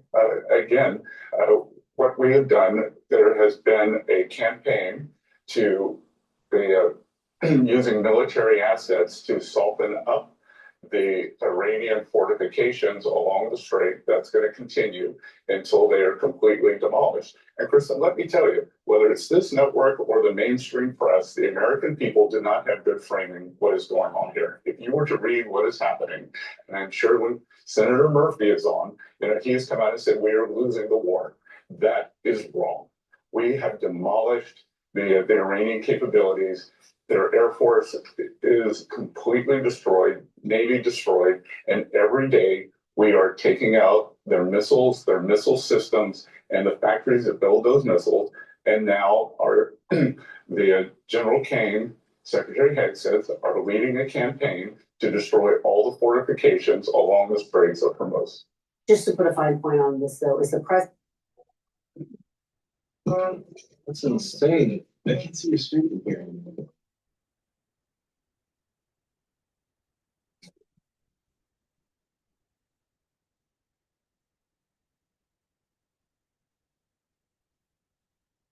Just to put a fine point on this, though, is the president in the process of winding down this war or escalating? Again, they're not mutually exclusive. Sometimes you have to escalate to de-escalate. Okay. NBC News is reporting that President Trump is considering sending troops into Iran. Will the administration use troops to secure the Strait of Hormuz or for any other reason, Mr. Secretary? Again, as President Trump said during the press break yesterday when he was going out to Marine One, he's not going to give away what we're going to do. He's, as President Trump always does, he's leaving all options on the table. We had a very successful bombing campaign against the military installations at Karg Island, the nexus for all the Iranian oil supply. What could happen with Karg Island, we'll see. And again, just to be clear, the command and control system of the Iranian regime is in chaos. This is Hitler's bunker. Hitler is dead. Himmler is dead. Goring is dead. Most of what you're seeing are lone wolf activities. The mid-range ICBM that was shot off, these 2 missiles yesterday, that's out of desperation, Kristen. You bring up Karg Island. I want to ask you about your statement. You said it could become a U.S. asset. What exactly does that mean? Could U.S. troops go into Karg Island to secure it? Again, as I said, all options are on the table. Okay, so that's a possibility. All options are on the table. All right, let me talk about your announcement this past week. On Friday, the Treasury Department lifted sanctions on Iranian oil stored on tankers, a move that would effectively allow Iran to get more than $14 billion of oil revenue. Why is the U.S. helping to fund a country that it's currently at war with? Again, Kristen, why don't we have good facts here? That Iranian oil was always going to be sold to the Chinese. It was going to be sold at a discount. So which is better, Kristen? Which is better? If oil prices spiked to $150 and they were getting 70% of that, or oil prices below 100, it's better to have them where they are now. And to be clear, we had always planned for this contingency. About 140 million barrels are out on the water. In essence, we are jujitsuing the Iranians. We are using their own oil against them. We have a much better line of sight, to be clear, at Treasury, when this oil goes to, if it goes to Indonesia, if it goes to Japan, if it goes to Korea, we have a much better line of sight and are able to block accounts that the oil goes into. When it goes into China, it completely gets recycled. So to be clear, that 14 billion number is grossly overstated. Let me unpack what you're just saying. First of all, how much is it? And second of all, I don't hear you disputing that Iran will get some of the money. Of course they get some of the money. Gets a huge amount of the money because Iran is the largest sponsor of state terrorism and China has been funding them. So it was always part of the plan to unsanction Iranian oil? Again, we unsanctioned the Russia. At Treasury, we plan for all contingencies. We have break the glass plans. And to be able, this oil is floating out in Asia, and it is mostly our Asian allies. The U.S. gets virtually no oil from the Gulf. We are energy sufficient. So when we unsanction this, rather than the oil going to China, it can go to Japan, it can go to Korea, it can go to Indonesia, it can go to Malaysia. It can go to Iran too. I mean, is it the point that the sanctions were in place to prevent Iran from getting any of the money? They will have access to some of it. No, again, Kristen, you're missing the point. So please listen to me. They were getting it from China anyway. All right, let me talk about the real world impact of this, because you're talking about 140 million. Classic example where the mainstream media is stupid. A little bit more than what the world uses in one day.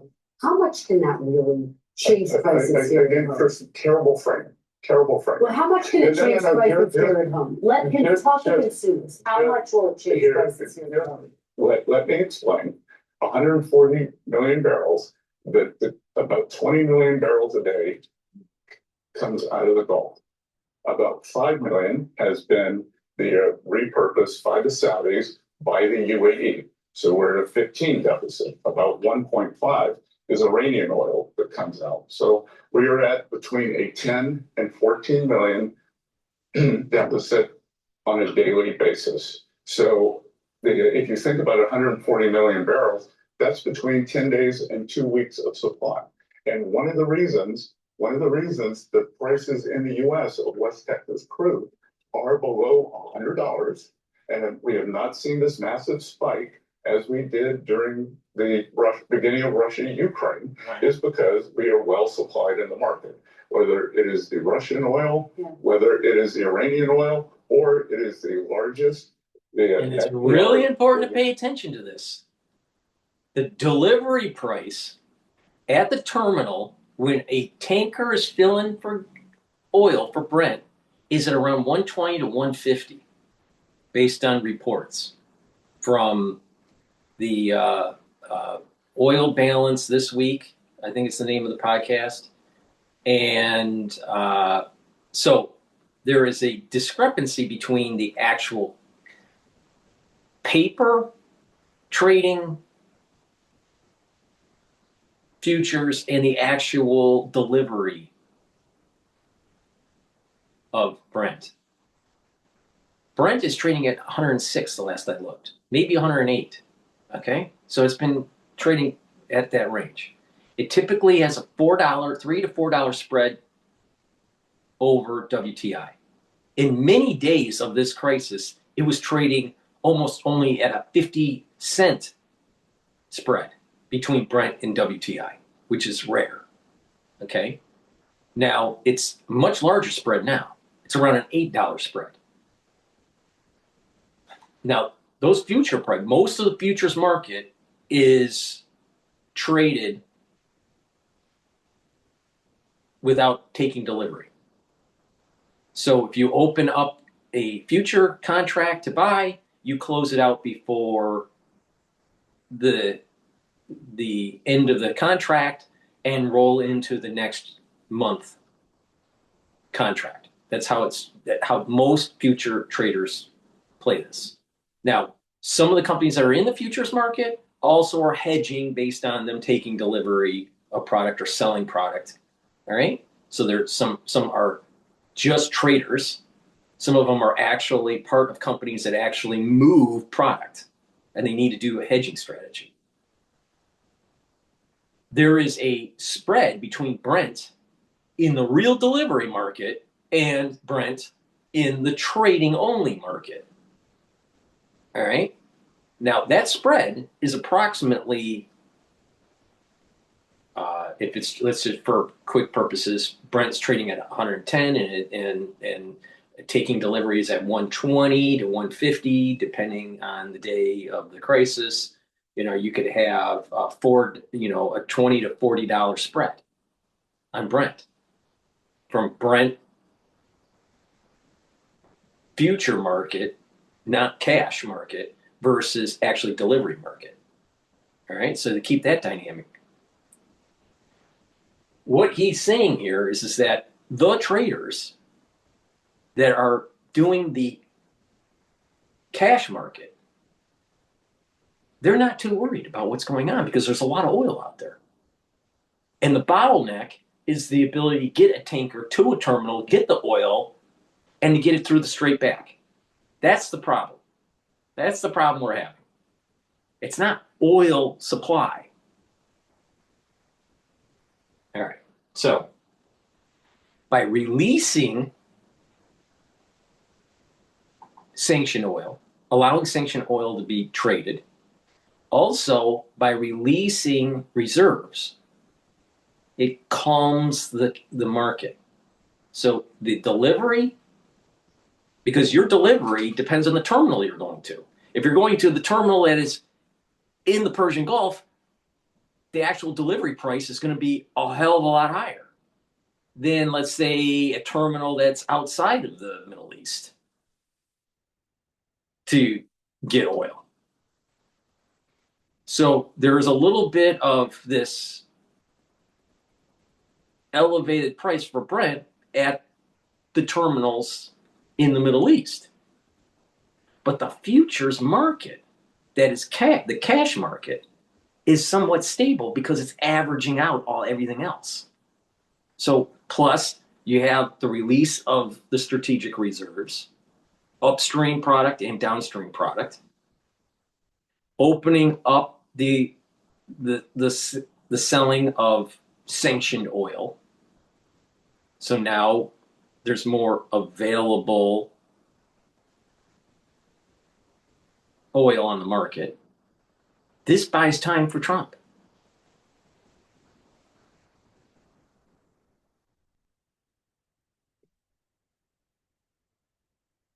Now, the problem comes in is when we use up all the reserve. The problem comes in when the downstream products can't be made because the refineries have to shut down. then we got a real, that, if the refineries start to shut down and downstream product aren't made, then you have a crisis. We're not there yet. In history done by a coalition of 32 countries, 400 million barrels. All right, let's talk about the Russian oil, which you just raised. The administration did use oil sanctions on Russia earlier this month. You had initially defended imposing those sanctions, calling Russian exports, quote, oil that funds the Russian war machine. If the point of the sanctions was to stop funding the Russian war machine, why is the administration effectively rewarding Russia? Again, Chris, you're missing the point.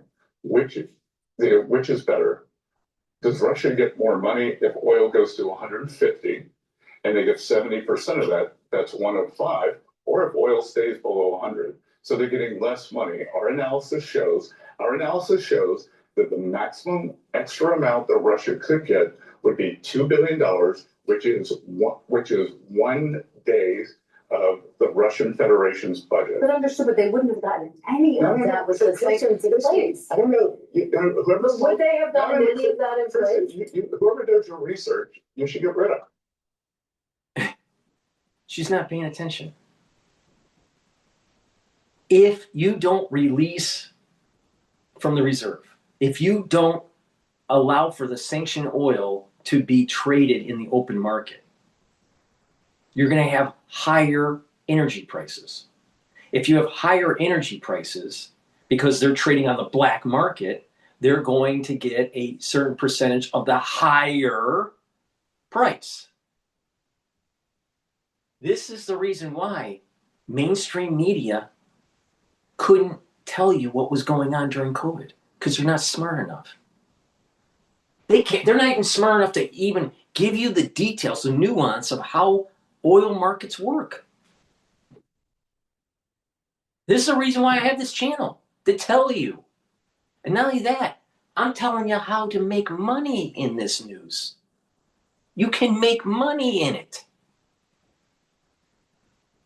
This woman is a dipshit. And she doesn't even know how to dress. She needs to have contrast. There's not enough contrast in her clothing. Because they were getting it. It was going into China. China was buying over 90% of the Russian oil, and it was. But what's the point of sanctions if not to punish Russia, if not to punish countries? Again, we have no ability to do that to China. If China wants to be a bad actor, but we were substantially able to degrade their exports. Their exports have dropped about 25% when the rest of the world isn't buying it. So exports are down. If we don't unsanction the oil, we're going to hurt ourselves because the oil prices are going to be up. But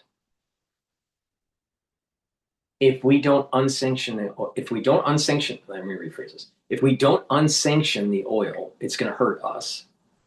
Plus, if we don't unsanction the oil, Russia will make more money in a higher oil price because their black market will be actually at a higher price.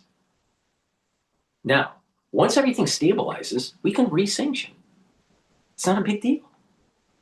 Not only that, we can maybe use it as a leverage point to maybe convince Putin to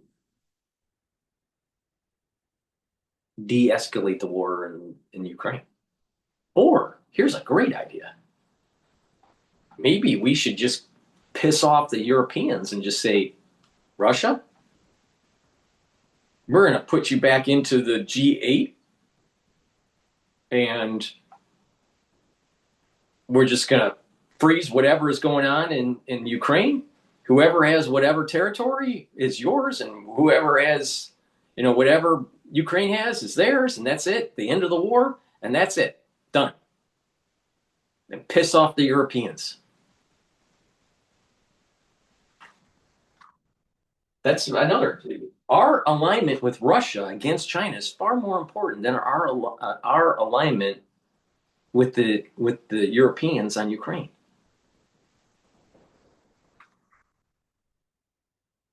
But that's getting a little bit farther downfield here. But the point here is that They can't have two different concepts. You could be against the war in Ukraine and trying to prevent Russia and Putin to funding the war, right? And unsanctioned. You can have both of those concepts taking place. They're not mutually exclusive. They can be mutually inclusive. That's what Besson is saying. But simple people can't keep that in their head. Just like simple people couldn't understand that the inoculation was harmful and the pathogen was harmful. Both were harmful. So most of America is stupid. Just like most of the mainstream media is stupid. You know why? Because most people can't read beyond a 10th grade level. Most people can't read a book. Most people can't sit down and read a book from cover to cover. Try it. Try it. Most people are stupid.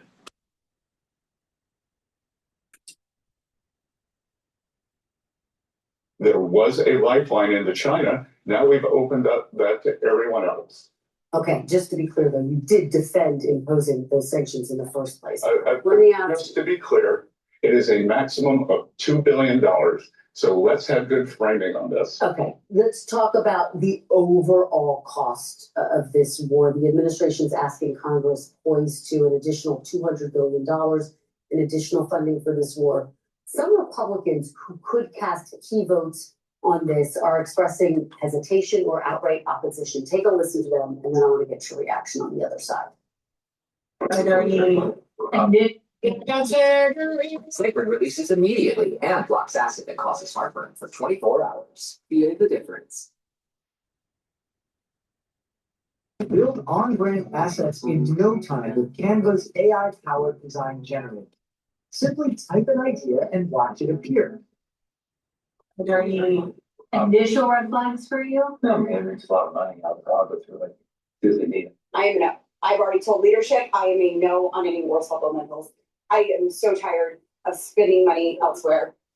Should President Trump have gone to Congress on the front end of this war? No. If he was going to ask for Congress's help now? No. Again, President Trump was within his authorities, under the War Powers Act, to initiate this action. And we actually now we have plenty of money to fund this war. What we are doing is this is supplemental. President Trump has built up the military as he did in his first term, as he is now doing in his second term, and he wants to make sure that the military is well supplied going forward. Would the administration ever raise taxes in order to fund this war? Again, Kristen, the terrible framing. I think that. Well, it's just it's a simple question that I think a lot of people have. It's a ridiculous question. Well, what can you answer it? Why would we do that? That we have plenty. We have $1 trillion in this year's budget for the military. And President Trump, even before the conflict started, had said that he would like to further build out the military. So just is raising taxes under consideration all? If you're saying you have plenty of money. Not at all. Okay. Let's turn to how all of this is impacting consumers. United Airlines CEO Scott Kirby is now planning, he says, to cut flights and is planning for oil to go as high as $175 a barrel, with prices potentially staying above $100 a barrel through 2027. This is according to him. All of this could. If that's the case, why is the curve for the futures market months out in backwardation? So let's step back. What does that mean? Backwardation is where future contracts throughout the year are actually lower than the current contract. If it's the opposite, where future contracts for the year are higher than the current contract, futures contract, then it's in contango. The futures contracts for oil are in backwardation. That means that with the current information that we have, traders are expecting lower oil price.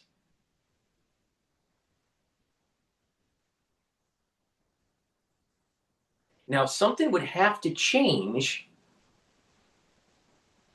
in world events for that to change. So current information is expecting that future contracts months out and years out are actually lower, not higher. Now, who do you believe? The oil traders? Or some dipshit?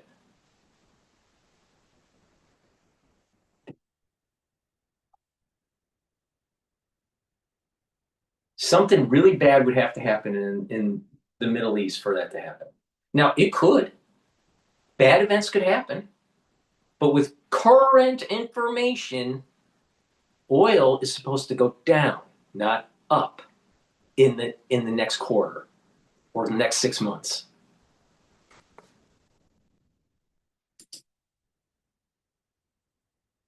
Eventually mean higher prices for consumers.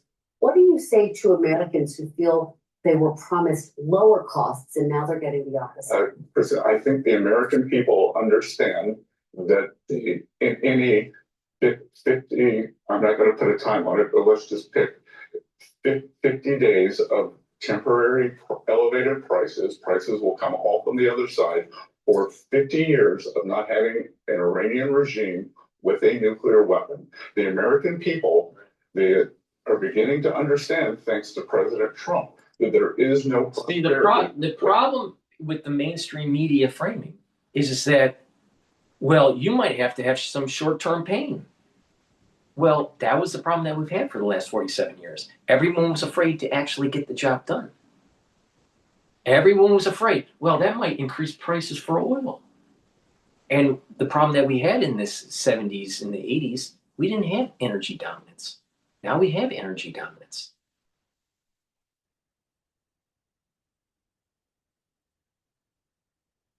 So we took the risk. There's going to be some short-term pain, but the reality of the situation is that once the job is done, the region is safer. We have to win. We can't lose. We have to get this done. Because if we lose, then it is going to be a guarantee that down the road, it's going to get worse, not better. So better get the job done. So mainstream media is always, Bloomberg's always, and the transnational capitalists, the globalists are always talking about how this is going to disrupt the economy.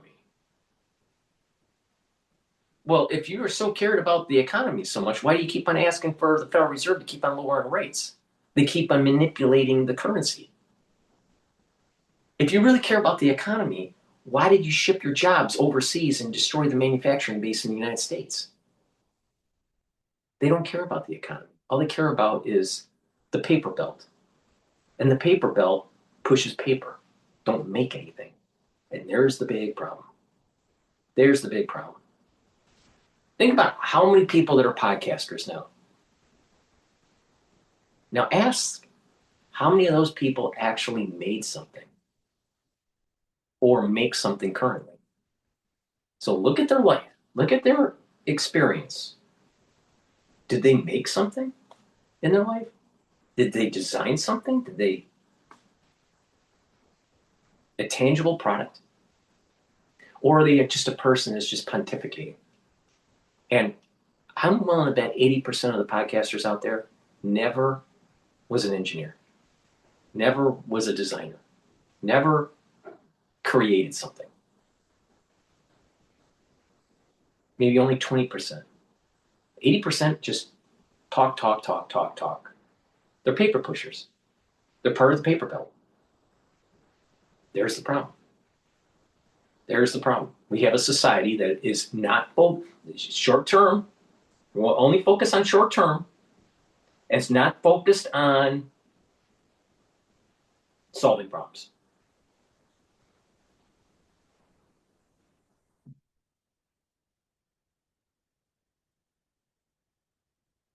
security.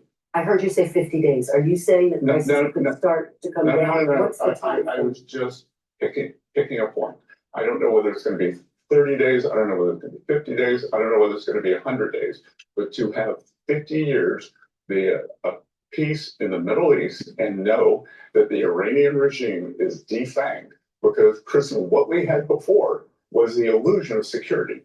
Imagine this regime, if they had another year or 2 years to build out their missile capabilities, they would have built a shield around themselves, and it would have been impossible to prevent them from getting a nuclear weapon. All right. I want to ask you a different topic about a post by President Trump from yesterday responding to the death of former special counsel Robert Mueller. He posted this quote, "Robert Mueller just died. Good. I'm glad he's dead. He can no longer hurt innocent people." Do you think it's appropriate for the President of the United States to celebrate the death of an American citizen, someone who's a Bronze Star, Purple Heart recipient who served in Vietnam? Yes. Listen, I was with the president at Green Room at Davos, and there was a video playing of what may have been an illegal raid on his home at Mar-a-Lago. They are going through his wife's wardrobe, and I watched the look in his eye, and I think that neither one of us can understand what has been done to the president and to his family. But to the question of the president's post, I mean, Robert Mueller didn't order that raid. Is it appropriate for the president to celebrate the death of any American citizen? Again, I think that given what has been done to President Trump and his family, it is impossible for either of us to understand what he has been through. So you don't think that there's anything wrong with the post saying Robert Mueller? Again, I think that she's we dumb. should all She's have a dumb little girl, empathy for what has been done to him and his family. All right. Treasury Secretary Scott Bessent. Thank you. I hate her. I absolutely hate her. I just can't stand her. Please go to my store, the-studio-reykjavik.com, and get the resveratrol, and don't be a stupid ass like her. All right? Resveratrol helps with youthful gene expression, helps to get rid of senescent cells.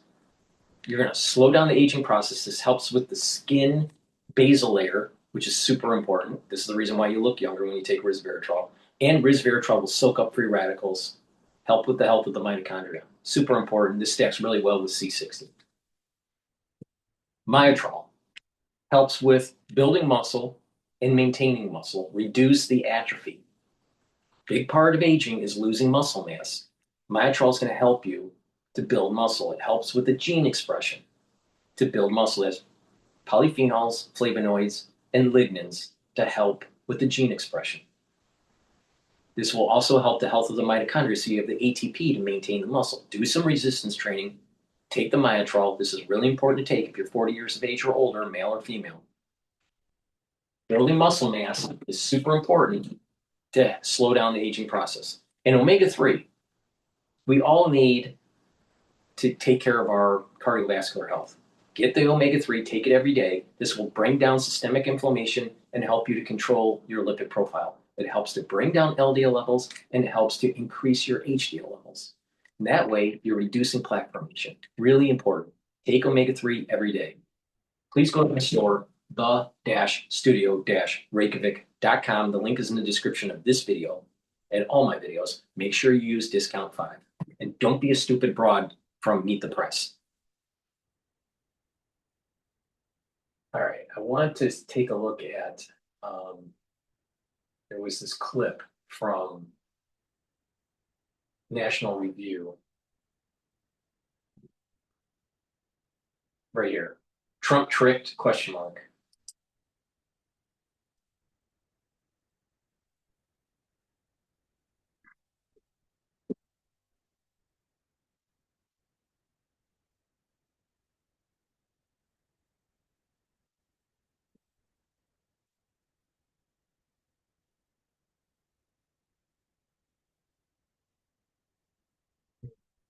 The world's best trails.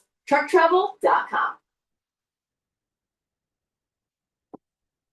Ladies and gentlemen, I have bad news. Donald Trump is controlled by a foreign power. Why would an American president lead his political party into the midterms, waging a full-scale major war completely unprovoked on Iran, on behalf of Israel, and that's the way most Americans see it. They see this is for Israel, not for America. I'm Rich Lowry of National Review, and of course that was Marjorie Taylor Greene inveighing against Donald Trump's war in Iran and making MTG. Oh wait, she's America first. She's a pacifist. All right.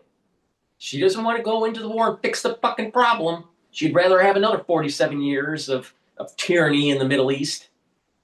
Now, did we manage our war in Iraq and Afghanistan well? No. But the thing is that what Trump is doing with this war plan so far has been successful. We just have to finish the job. And it would be really nice if the seculars within Iran would actually step up to the plate and actually overthrow their damn government. But the thing in here is that you have a lot of people in politics and also in the podcast realm, universe, that are America first, but they're pacifists. There's two types of America first. There's the America first and kick some ass. And then there's the America first that is just an isolationist. MTG is an isolationist. And she's the type of person, you kick the can down the road and it's going to get worse.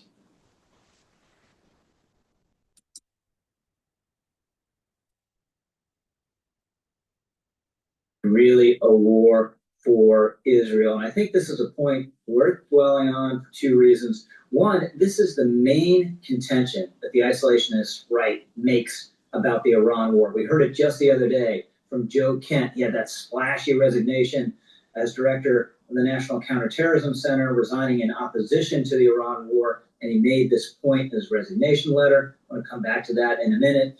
Two, it's really fascinating and kind of weird how this mirrors the arguments we heard from the resistance left in 2015, 16, 17, even into 18, sometimes even today. You have both the resistance left and the isolationist right arguing that Donald Trump is the kind of guy who is controlled by foreign powers. The resistance left, of course, said it was Russia. Now you have the isolationist right saying it's Israel. Both of these contentions, in my mind, are completely absurd. But let's look at what Joe Kent says about this. All right, here are the relevant passages from Kent's letter addressed to President Trump. I cannot in good conscience support the ongoing war in Iran, pose no imminent threat to our nation, and it's clear that we started this war due to pressure from Israel and its powerful American lobby. And a little later, early in this administration, high-ranking Israeli officials and influential members of the American media deployed a misinformation campaign that fully undermined your American First platform and sowed pro-war sentiments to encourage a war with Iran. This echo chamber was used to deceive you into believing that Iran posed an imminent threat to the United States and that should you strike now, there was a clear path to a swift victory. This was a lie, and is the same tactic the Israelis used to draw us into the disastrous Iraq war. And then towards the end, I pray that you will reflect upon what we are doing in Iran and who we are doing it for. Now, a couple things to say about this at the outset. One, Israel did not pressure us into the Iraq war. The government of Ariel Sharon in Israel at the time was not enthusiastic about that endeavor. In fact, warned George W. Bush that the main enemy was Iran, not Iraq.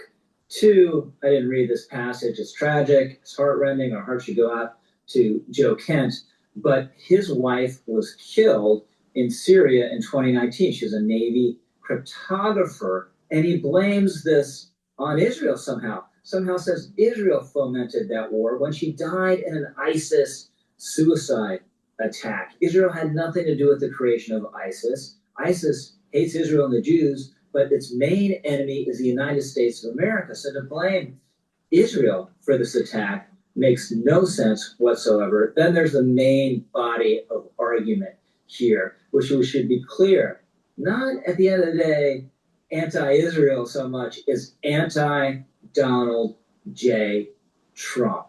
Kent is suggesting that Trump is a fool and a naif and that he has betrayed the interests of the United States in service of a foreign power. That is one of the worst things you can possibly say about a president of the United States. And what's his evidence? What's the substantive claims here? Well, he refers at the top to a pressure campaign from Israel and his powerful lobby in the United States.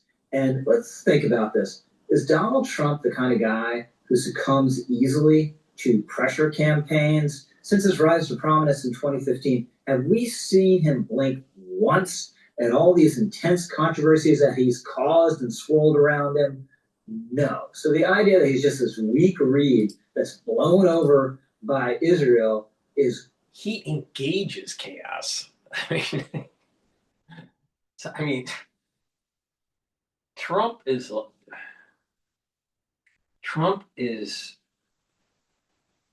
he's the perfect person for the situation that we're in right now.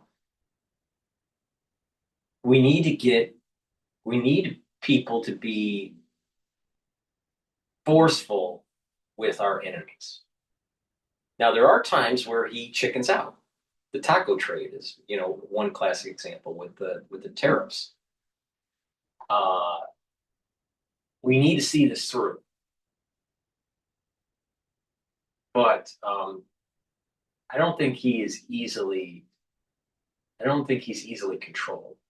He's like a wild animal. He's not easily controlled. But what's dangerous is the America First platform. You can be Pompeo America First, where you're kicking ass and not an isolationist, but most of the America First out there, they're isolationists. And these are the same types of people that wouldn't have gone into World War II. We would all be speaking German if it was for the America First platform, if they took control during World War II.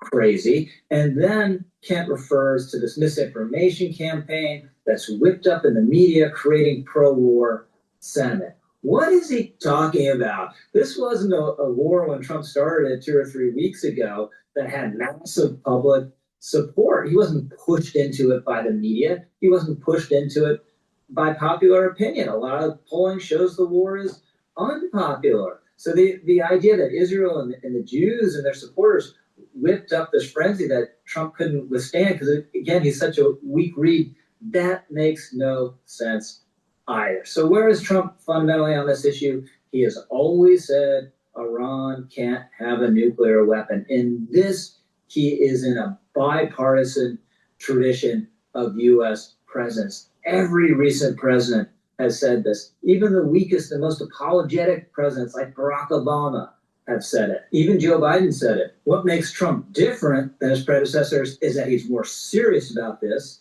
than they were, but he's been an Iran hawk forever. There's this famous now statement he made in 1980 in the midst of the hostage crisis. Is just absolutely and totally ridiculous that this country sits back and allows a country such as Iran to hold our hostages. To my way of thinking, is a horror. Here he was in 1988. I'd be harsh on Iran. They've been beating us psychologically, making us look like a bunch of fools. He went on to say, one bullet shot at one of our men or ships, and I'd do a number on Karg Island, place he just did a number on, by the way.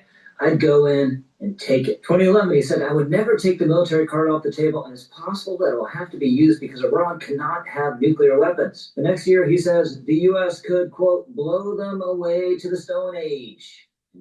In all his presidential campaigns, Trump has been consistent. He's said forcefully over and over again that Iran can't have a nuclear weapon. First term, he rips up Obama's nuclear deal. Of course, he hits Soleimani. Subsequent to that, the Iranians try to kill him, something that's not going to be naturally inclined to make Trump more favorable toward Iran. And there was no indication during any of these statements over decades and decades that he was thinking about Israel when he was making these anti-Iran statements. So if you not only that, he didn't really want his daughter to marry Jared Kushner, right? Or convert at the very beginning. And then he warmed up to it, right? So it doesn't seem like at the very beginning of his pontification of international affairs back in the 80s, back in the 90s, back in the 2000s, way before he even thought about running for president, there's no way that he was aligning with the Israelis. Like he was controlled by the lobbying group. So Trump has been pretty consistent throughout the decades. So he must be controlled. He must be. This is the problem with stupid people. They think everything is some sort of control mechanism, that there's some sort of nodal control point that's controlling events. What happens if it's just a random walk? You ever thought about that? You ever thought about that? Maybe, World War II was a random walk. Maybe World War I was a random walk. That wasn't controlled by a conspiracy. Everyone wants to go to like everything that happens in the world is controlled by some sort of conspiracy. No. There are random walks. Sorry.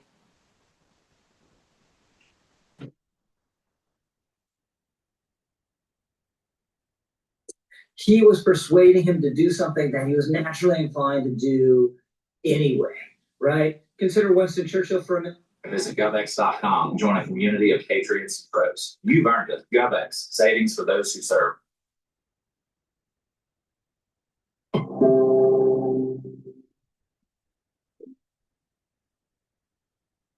American company received over 100. Right? Consider Winston Churchill for a minute. During World War II, he tried to convince FDR to do all sorts of things that Churchill, one, thought they were in the British interest, and two, thought they were the right thing to do. And you know what? FDR would consider it, and then he would decide. But there was no doubt that FDR was the senior partner and was deciding based on his independent judgment. Exact same thing here. No one is bullying Trump and telling him what to do. Certainly not the leader of a country of 9 million people in the Middle East. And if Netanyahu was trying to convince Trump to do this, there are other people who are trying to convince him not to do it, or were pointing out to him the potential risks. And then Donald Trump decided. So why do we have this tendency? Why do we have this tendency from the resistance left to say it was all about Russia in 15, 16, 17? And why is it for the isolationists right all about Israel now? Well, I think there are a couple of things. One, I think it's based on a fundamental underestimation of Donald Trump. The resistance left in 2016 thought there's no way that Donald Trump could have won this presidential election on his own without some help from somewhere else. In their case, they thought it was Russia. And here you have the isolationist right basically saying there's no way Donald Trump on his own could have made this decision for war. Two, I think there's a coping mechanism at work. The resistance left just couldn't get his mind around the fact that Donald Trump had become president of the United States, so they looked for a way to undermine the legitimacy of that result. Isolationists right now thought Trump too was an isolationist, or he could be pushed that way, and can't get his mind around the fact that Donald Trump has launched a major war in the Middle East. So they're undermining the legitimacy of that decision in their own way, saying it was really Bibi Netanyahu that decided, or Israel that forced him into it. Third, and finally, a lot of people just like conspiracy theories. They like the sense that they have some inside knowledge. They know what's really driving events. They know why Donald Trump really won in 2016. Are there conspiracies? Yeah, there are conspiracies based on the real definition of conspiracy. All right. And there are these ideas of, conspiracy theories versus conspiracy facts. All right. Yeah, there are some facts that there are people that do things that could harm you. All right. I built a whole channel on talking about the crazy stuff that happened in 2020, how different governments did nefarious things that harm people that shouldn't be doing it. And oh, by the way, most of the public didn't do anything about it. They didn't shut down the labs, the weapon labs. They didn't protest. They didn't shut down the weapons labs. So a lot of these conspiracy theorists out there, they don't do anything. They don't step in the breach. They don't try to solve the problem. They just talk. You know, like David Icke, and connect the dots to some sort of reptilian civilization.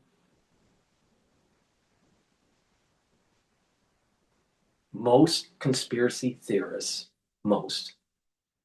don't know what the hell they're talking about. They're just wrong.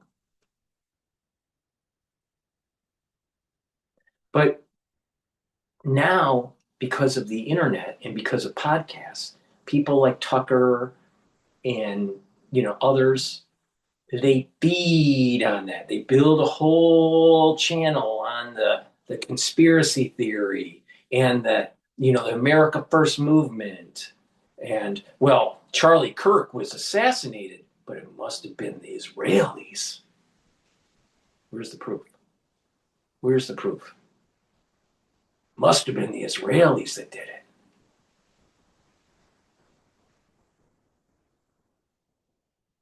Not everything is a conspiracy. Not everything is. Sorry.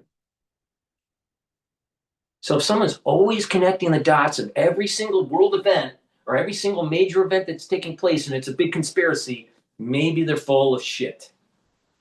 Because not everything's a conspiracy. Not all the dots connect. Some things just happen out of the blue.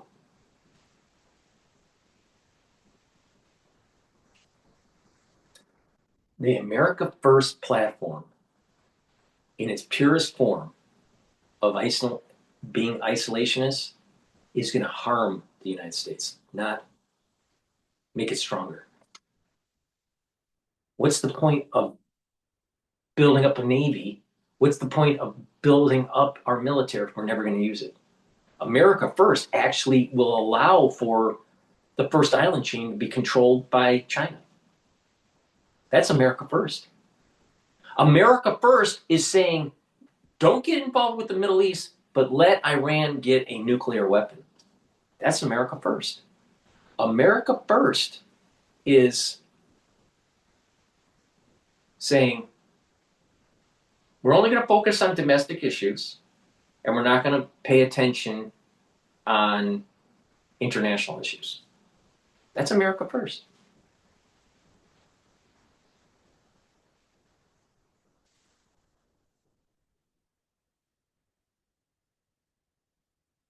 Decision for war here against Iran. But the fact is, Donald Trump is in charge.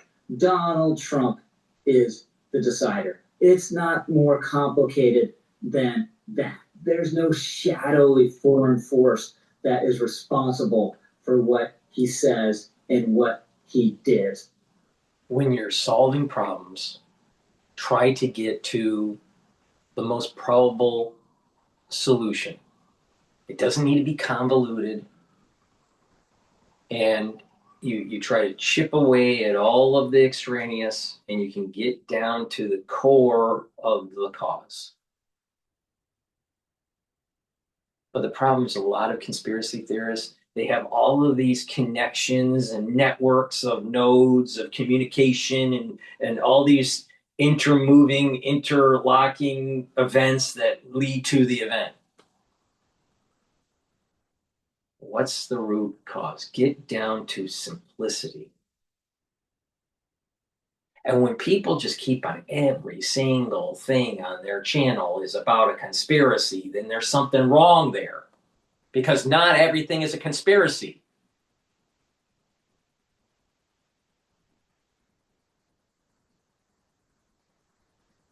But people do it because they need revenue stream. And so they build up a channel. They kind of listen to their audience to see where they're at. And they will morph themselves to the audience so they can grow their channel. Meanwhile, what is prudent is to tell the audience why they're wrong, not why they're right. because you're trying to make things better. See, if you go to a podcast and it's not solving the problem, solving whatever the problem is, then all they're trying to do is just monetize you through ad revenue or whatever. Most of these podcasts aren't. It's sad. It's really sad that these podcasters, that's their business model. It's not about solving a problem. We have a problem in the Middle East. The answer isn't allow Iran to get a nuclear weapon. The answer is to kill them.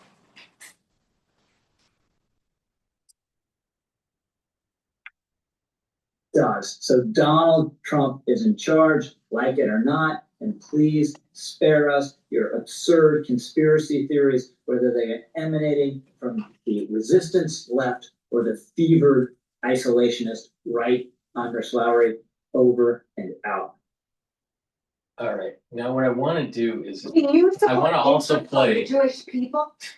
I want to play the he also did another video about Tucker that I thought was pretty good. Let's see if I can find it. Okay, conspiracy, right? This is the tricked. All right.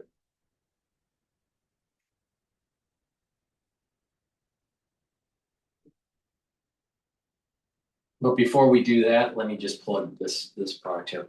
Please go to my store, the-studio-reykjavik.com. Get the Boomer Boost. All right. This will help to slow down the aging process. How does it work?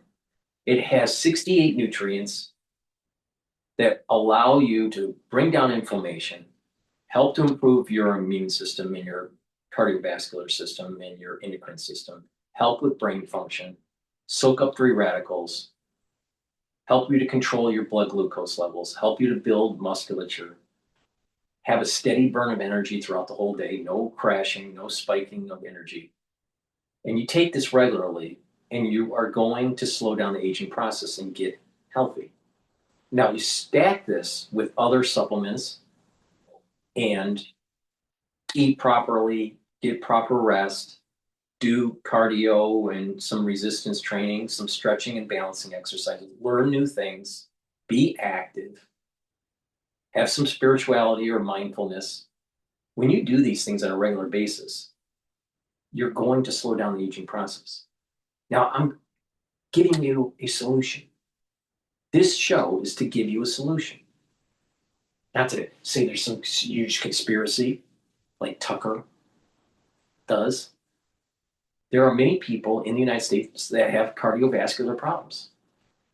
You start taking the supplements that I have, and you have this holistic approach that I've been mentioning, you're going to be able to reverse the cardiovascular disease. You'll be able to control your problem.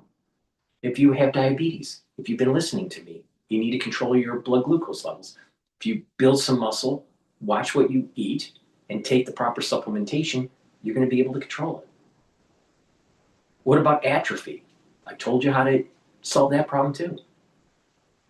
What about brain function? I told you how to solve that problem too. What about your immune system, boosting that up? I told you how to solve that problem too. See? Pick a problem and give a solution. Not talk about bullshit conspiracy theories. Please go to my store and get the Boomer Boost. Take it every day. This stacks really well with C60. And you can also take separately, or you can stack it with the Boomer Boost.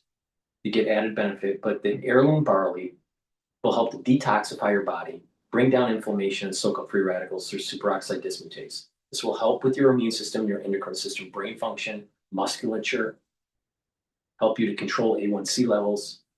When you work out, you'll recover quicker. It'll help with joint pain. Why? Because you're bringing down inflammation. Brain function will improve because you're bringing down inflammation and you're soaking up free radicals. Because if you're soaking up free radicals and bringing down inflammation, you're reducing stress on the neuron. This is really important to take. Slow down the aging process. It's a month's supply.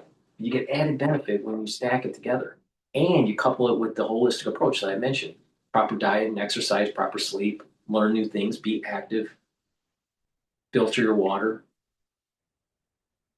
It's really important. And doing a daily detox will help to slow down the aging process. So please go to my store, get the Boom Boost, get the Gladiator Barley. You can take them separately or you can take them together.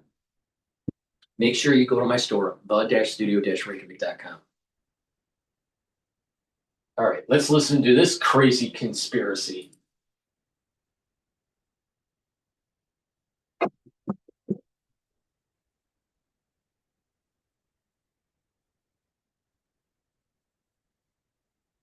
Ladies and gentlemen, Joe Kent has a theory for why Donald Trump went to war with Iran. We still don't know what happened in Butler. We don't know what happened with Charlie Kirk.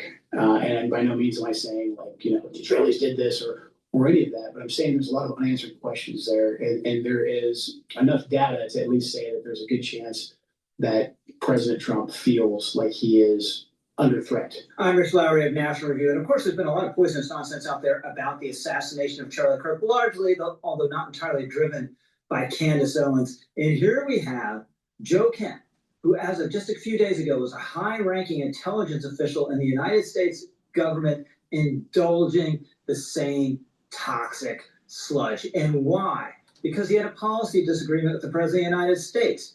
Donald Trump went to war with Iran. Joe Kent opposes the war with Iran. Fine. That's a policy disagreement. That happens all the time. Kent can say he disagrees and resigns. That's what he's done. Fine. But instead of leaving it there, he has to come up with this totally bonkers idea that Donald Trump has been threatened by shadowy forces, probably Jews, into waging a war against Iran, and this involves Charlie Kirk. Here he is explaining more. And last time I saw Charlie Kirk on this earth was in June, in the West Wing, in the stairway, and I said hi to him. And Now, you ever wonder? Now, pay attention to. It may be hard for you to see, but you know when you watch Tucker's podcast, right? You ever wonder when he got on stage in the mainstream media, all right, through CNN? He had the bow tie and he was like this preppy guy. He thought that he was college educated. He didn't finish college. I believe he went to Trinity, but he didn't finish college. He says that he applied to the CIA and was denied. Makes you wonder. All right. But he came from a very wealthy family, the Swansons. All right. And his father was tied into the media and tied to the intelligence agencies. So it's odd that he wouldn't be accepted. But let's just say he wasn't accepted. But he didn't finish college for some reason. All right. And he's kind of like this, kind of like rich kid, fratty kind of brat kind of thing. Now, supposedly he was an alcoholic and all this. All right, fine. All right, whatever. All right. But he came as like this little richy kid know-it-all, conservative on CNN. Then he goes to Fox and he sheds his bow tie, right? And he looks like a deer in the headlights on important issues. And then he gets kicked off of Fox, and then he has his podcast. And it's really odd. So you have the bow tie, rich kid look that you would think that he finished college, but he didn't, right? Then he goes to Fox, straight tie, and I personally think that he didn't ask the proper questions on important issues. But he was tied to the conservative movement on, especially through the Fox network. But then when he went to his podcast, now he's like this more rugged individual. He's out in the wilderness. He has a lot of, his podcast is more about hunting and fishing and, he's more with nature and all this crap. How could you go from rich frat kid, bow tie, to rugged outdoorsman? You're being sold a bill of goods. This is not organic. This is not organic with Trump, with Tucker. This is orchestrated. They are marketing him to reach to a certain population in the United States. And this is the reason why I still think that he is part of the CIA.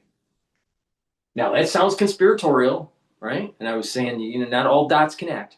But if you take a look at Tucker, why did he go from rich frat kid on CNN through his Fox years, and then now as a podcaster, has a very big podcast. Now he's an outdoorsman. And he's playing to the America First movement. Makes you wonder. Don't trust Tucker. The eye, and he said very loudly, and it's a small, you've been in the West Wing, it's small, it's a tight space, and he said, Joe, stop us from getting into a war with Iran. Very loud. He was single-minded. And he walked off, and he went, I believe, into the old.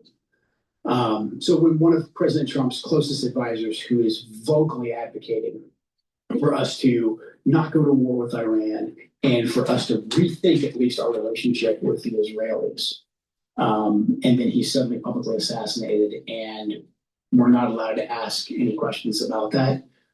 It's a data point. It's a data point that we need to look into. So the innuendo here is that Charlie was an Iran dove, would have opposed a war like this. Therefore, maybe Israel took him out. Couple problems with this, right? One, Israel does not assassinate U.S. political figures, elected or otherwise. That's crazy. Two, there are all sorts of other voices who have opposed this war on the right, from Tucker Carlson himself, who's interviewing Joe Kent here, or Steve Bannon, or Marjorie Taylor Greene, or Candace Owens, on and on. Three, Charlie, at the end of the day, was a Trump loyalist, right? So Kent is describing this interaction with Charlie Kirk, where Charlie very conveniently says exactly what Kent would want him to say. Maybe this memory is accurate, maybe it isn't, I don't know. But we do have it on the record, as Kent says, is right before the 12-day war. The United States enters the 12-day war. All these isolationist voices oppose it, say it's going to be World War III, etc. And what does Charlie Kirk himself say about Midnight Hammer? Well, here it is. And you might say, Charlie, do you support or oppose this? The Canes Fox combo, a symphony of flavors.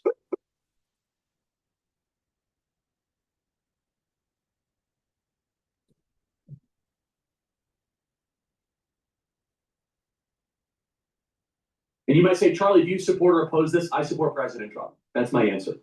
I know the man. He's the commander-in-chief. He's the man for the hour. So there it is. Charlie might not have been an enthusiast for Midnight Hammer, but after Trump made it... Why does it matter? Why do I care about Charlie Kirk and what he thought about anything? Why?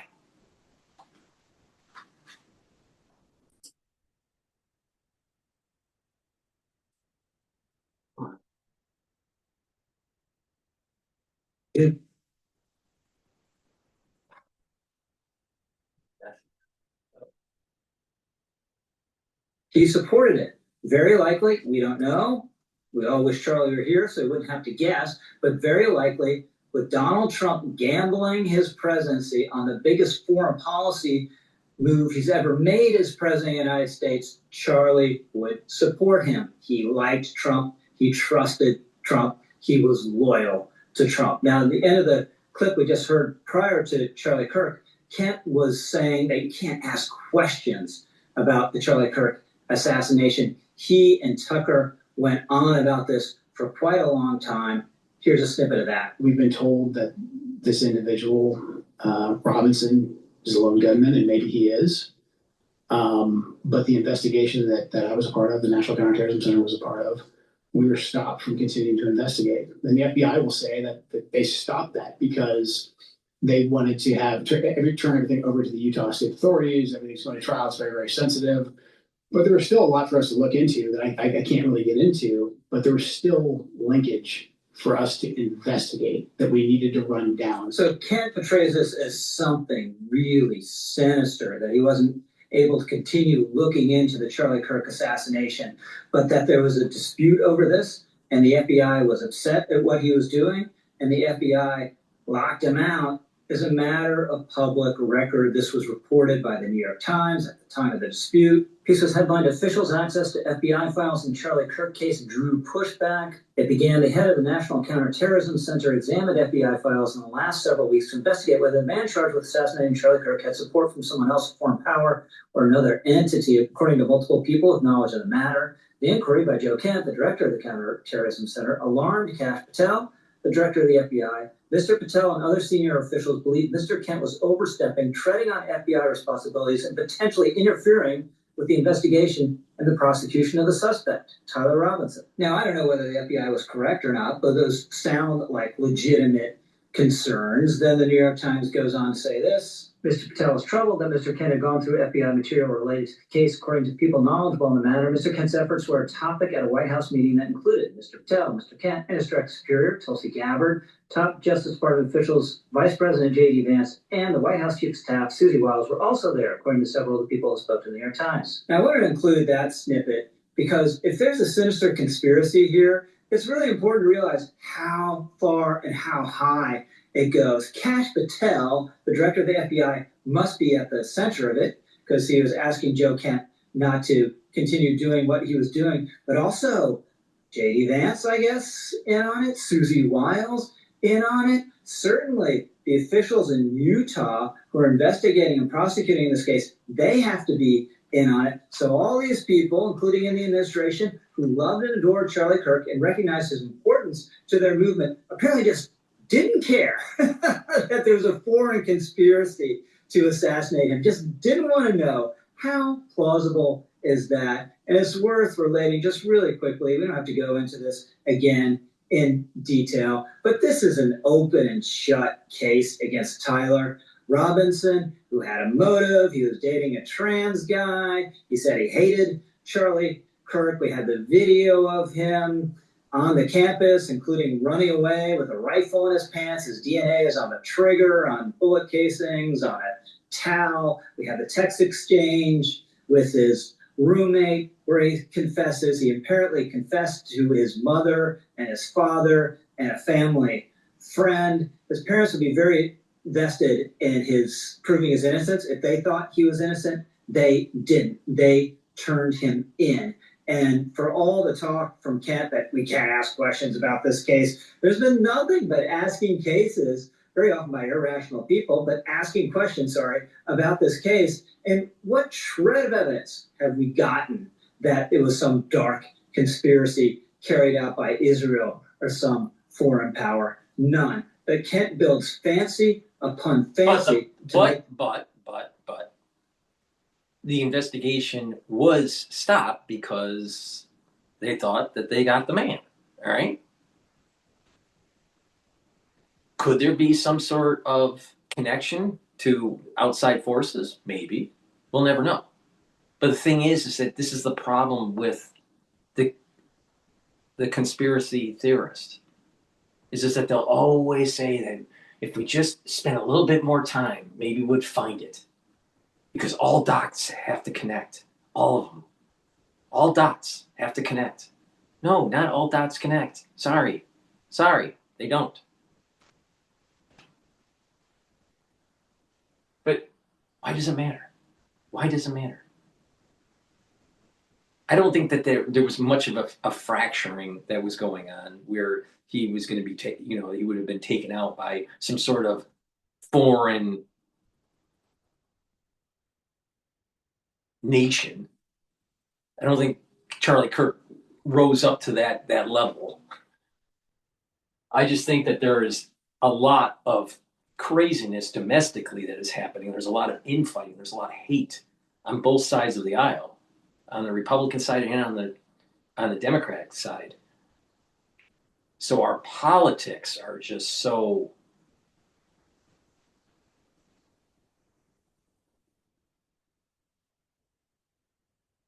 hateful and chaotic. So these events are going to happen. It doesn't mean some nation state sponsored it. But I don't really care. What's more important is like getting to the point that people that are tied into these conspiracies and are tied into the America First movement of pacifism is making America less safe, not more safe. And these people have a tendency to pick short-term gain over long-term solution.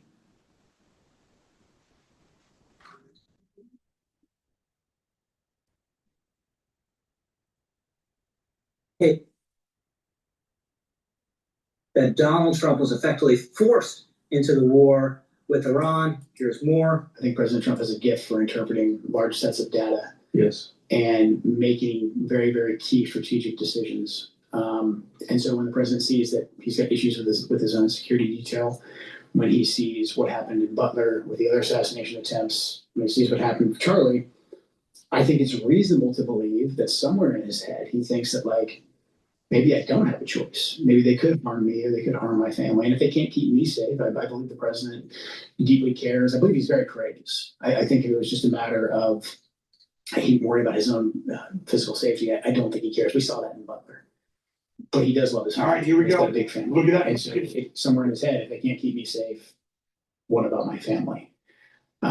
So look, maybe the president was just simply deceived by the echo chamber we described, and that's how we got to this place.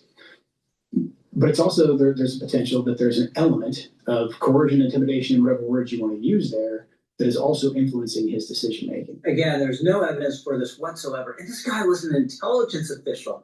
An intelligence official. What we do know is that there were Iranian attempts to assassinate Donald Trump, not Israeli attempts. I know both countries start with an I, but they're very different. But Tucker has been extremely dismissive of the idea that the Iranians were trying to get Donald Trump, but instead we focus on this fanciful scheme. And the reason why is that Tucker is pushing an agenda. He's aligning himself to the individuals that watch his podcast because that's his source of income. And they are isolationists. They're America First isolationists, and they have a problem with Israel. So you can't blame Iran for potentially trying to assassinate Trump. No, not according to his crowd that's listening to him. You can't do that. No way. You can't tell your audience. Tucker can't tell his audience that the Iranians were going after Trump because then that would justify a potential war. No, it would be better to blame it on the Israelis because the America First audience that's giving him the ad revenue so he can live a multi-million-dollar lifestyle, they hate Israel. He comes from the Swanson family, all right?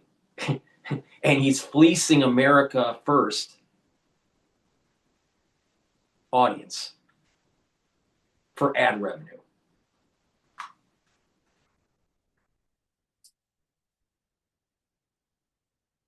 And coerced Donald Trump into doing their bidding. Now, look, everything we've seen from Donald Trump suggests he is genuinely very close to Bibi Netanyahu. He has genuinely deep fondness and regard for the state of Israel. We heard it in that speech in the Knesset after Operation Midnight Hammer, and everything suggests he has relish for this mission. He likes the idea of cutting Iran down to size, ending its nuclear program for a very long time, and its missile threats and its proxy threats around the region. That's all Donald Trump. Joe Kent doesn't like it.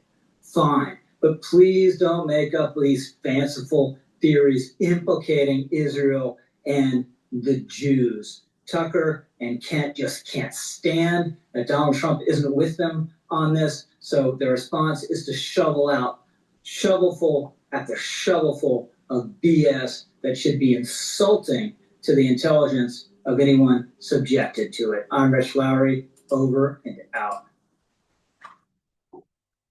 And the problem is that majority of the people that are listening to Tucker on a regular basis and digesting his BS are they really for America? Or are they for this almost irrational exuberance of some sort of isolation?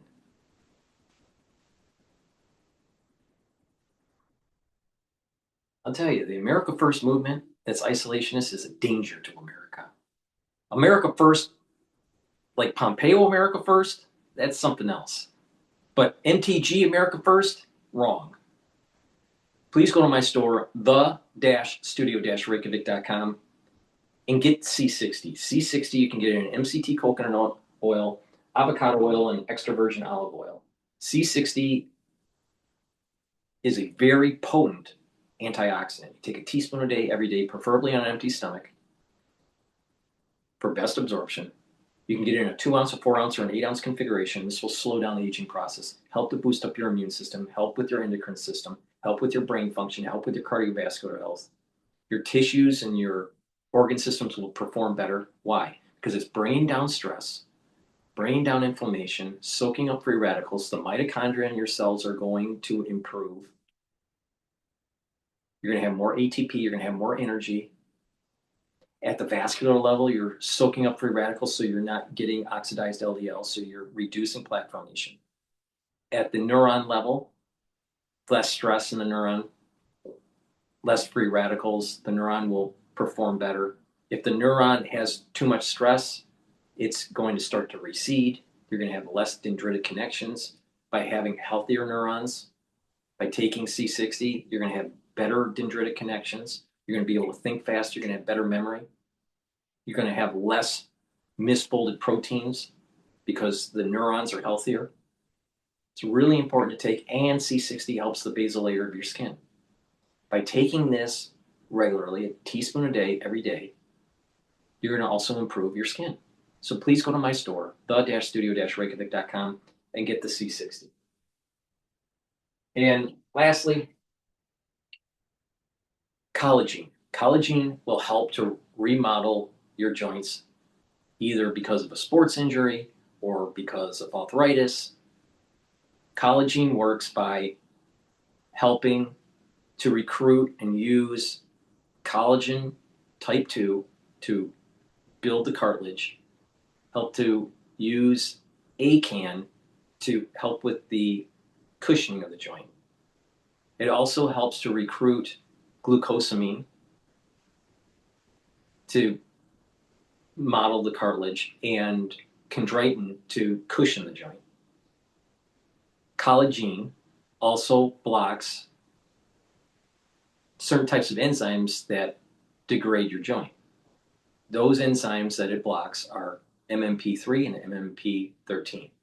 Also, collagen helps to reduce pain and inflammation, and it blocks EP4. So you're going to have less pain. You're going to be, over time, remodeling your joint. So please go to my store, get the collagen. You can take it separately, or you can stack it with also the collagen that I have on my store. Please go to my store, the-studio-reykjavik.com, and remodel your joints. Now, that's the end of my broadcast. Thank you for listening. Pay attention. The question is, will the energy markets be stable on Monday morning trading for the United States, or will it start to elevate? If it seems that Trump is going to hit the power plants in Iran, then energy is most likely going to go up. But if Iran backs off and they open up the strait, oil is going to radically go down. So a key data point is what happens Monday night. Please go to my store, the-studio-reykjavik.com. Get the great products that I offer. Share the links. Ask your social media to follow me. Thank you for listening, and have a nice day.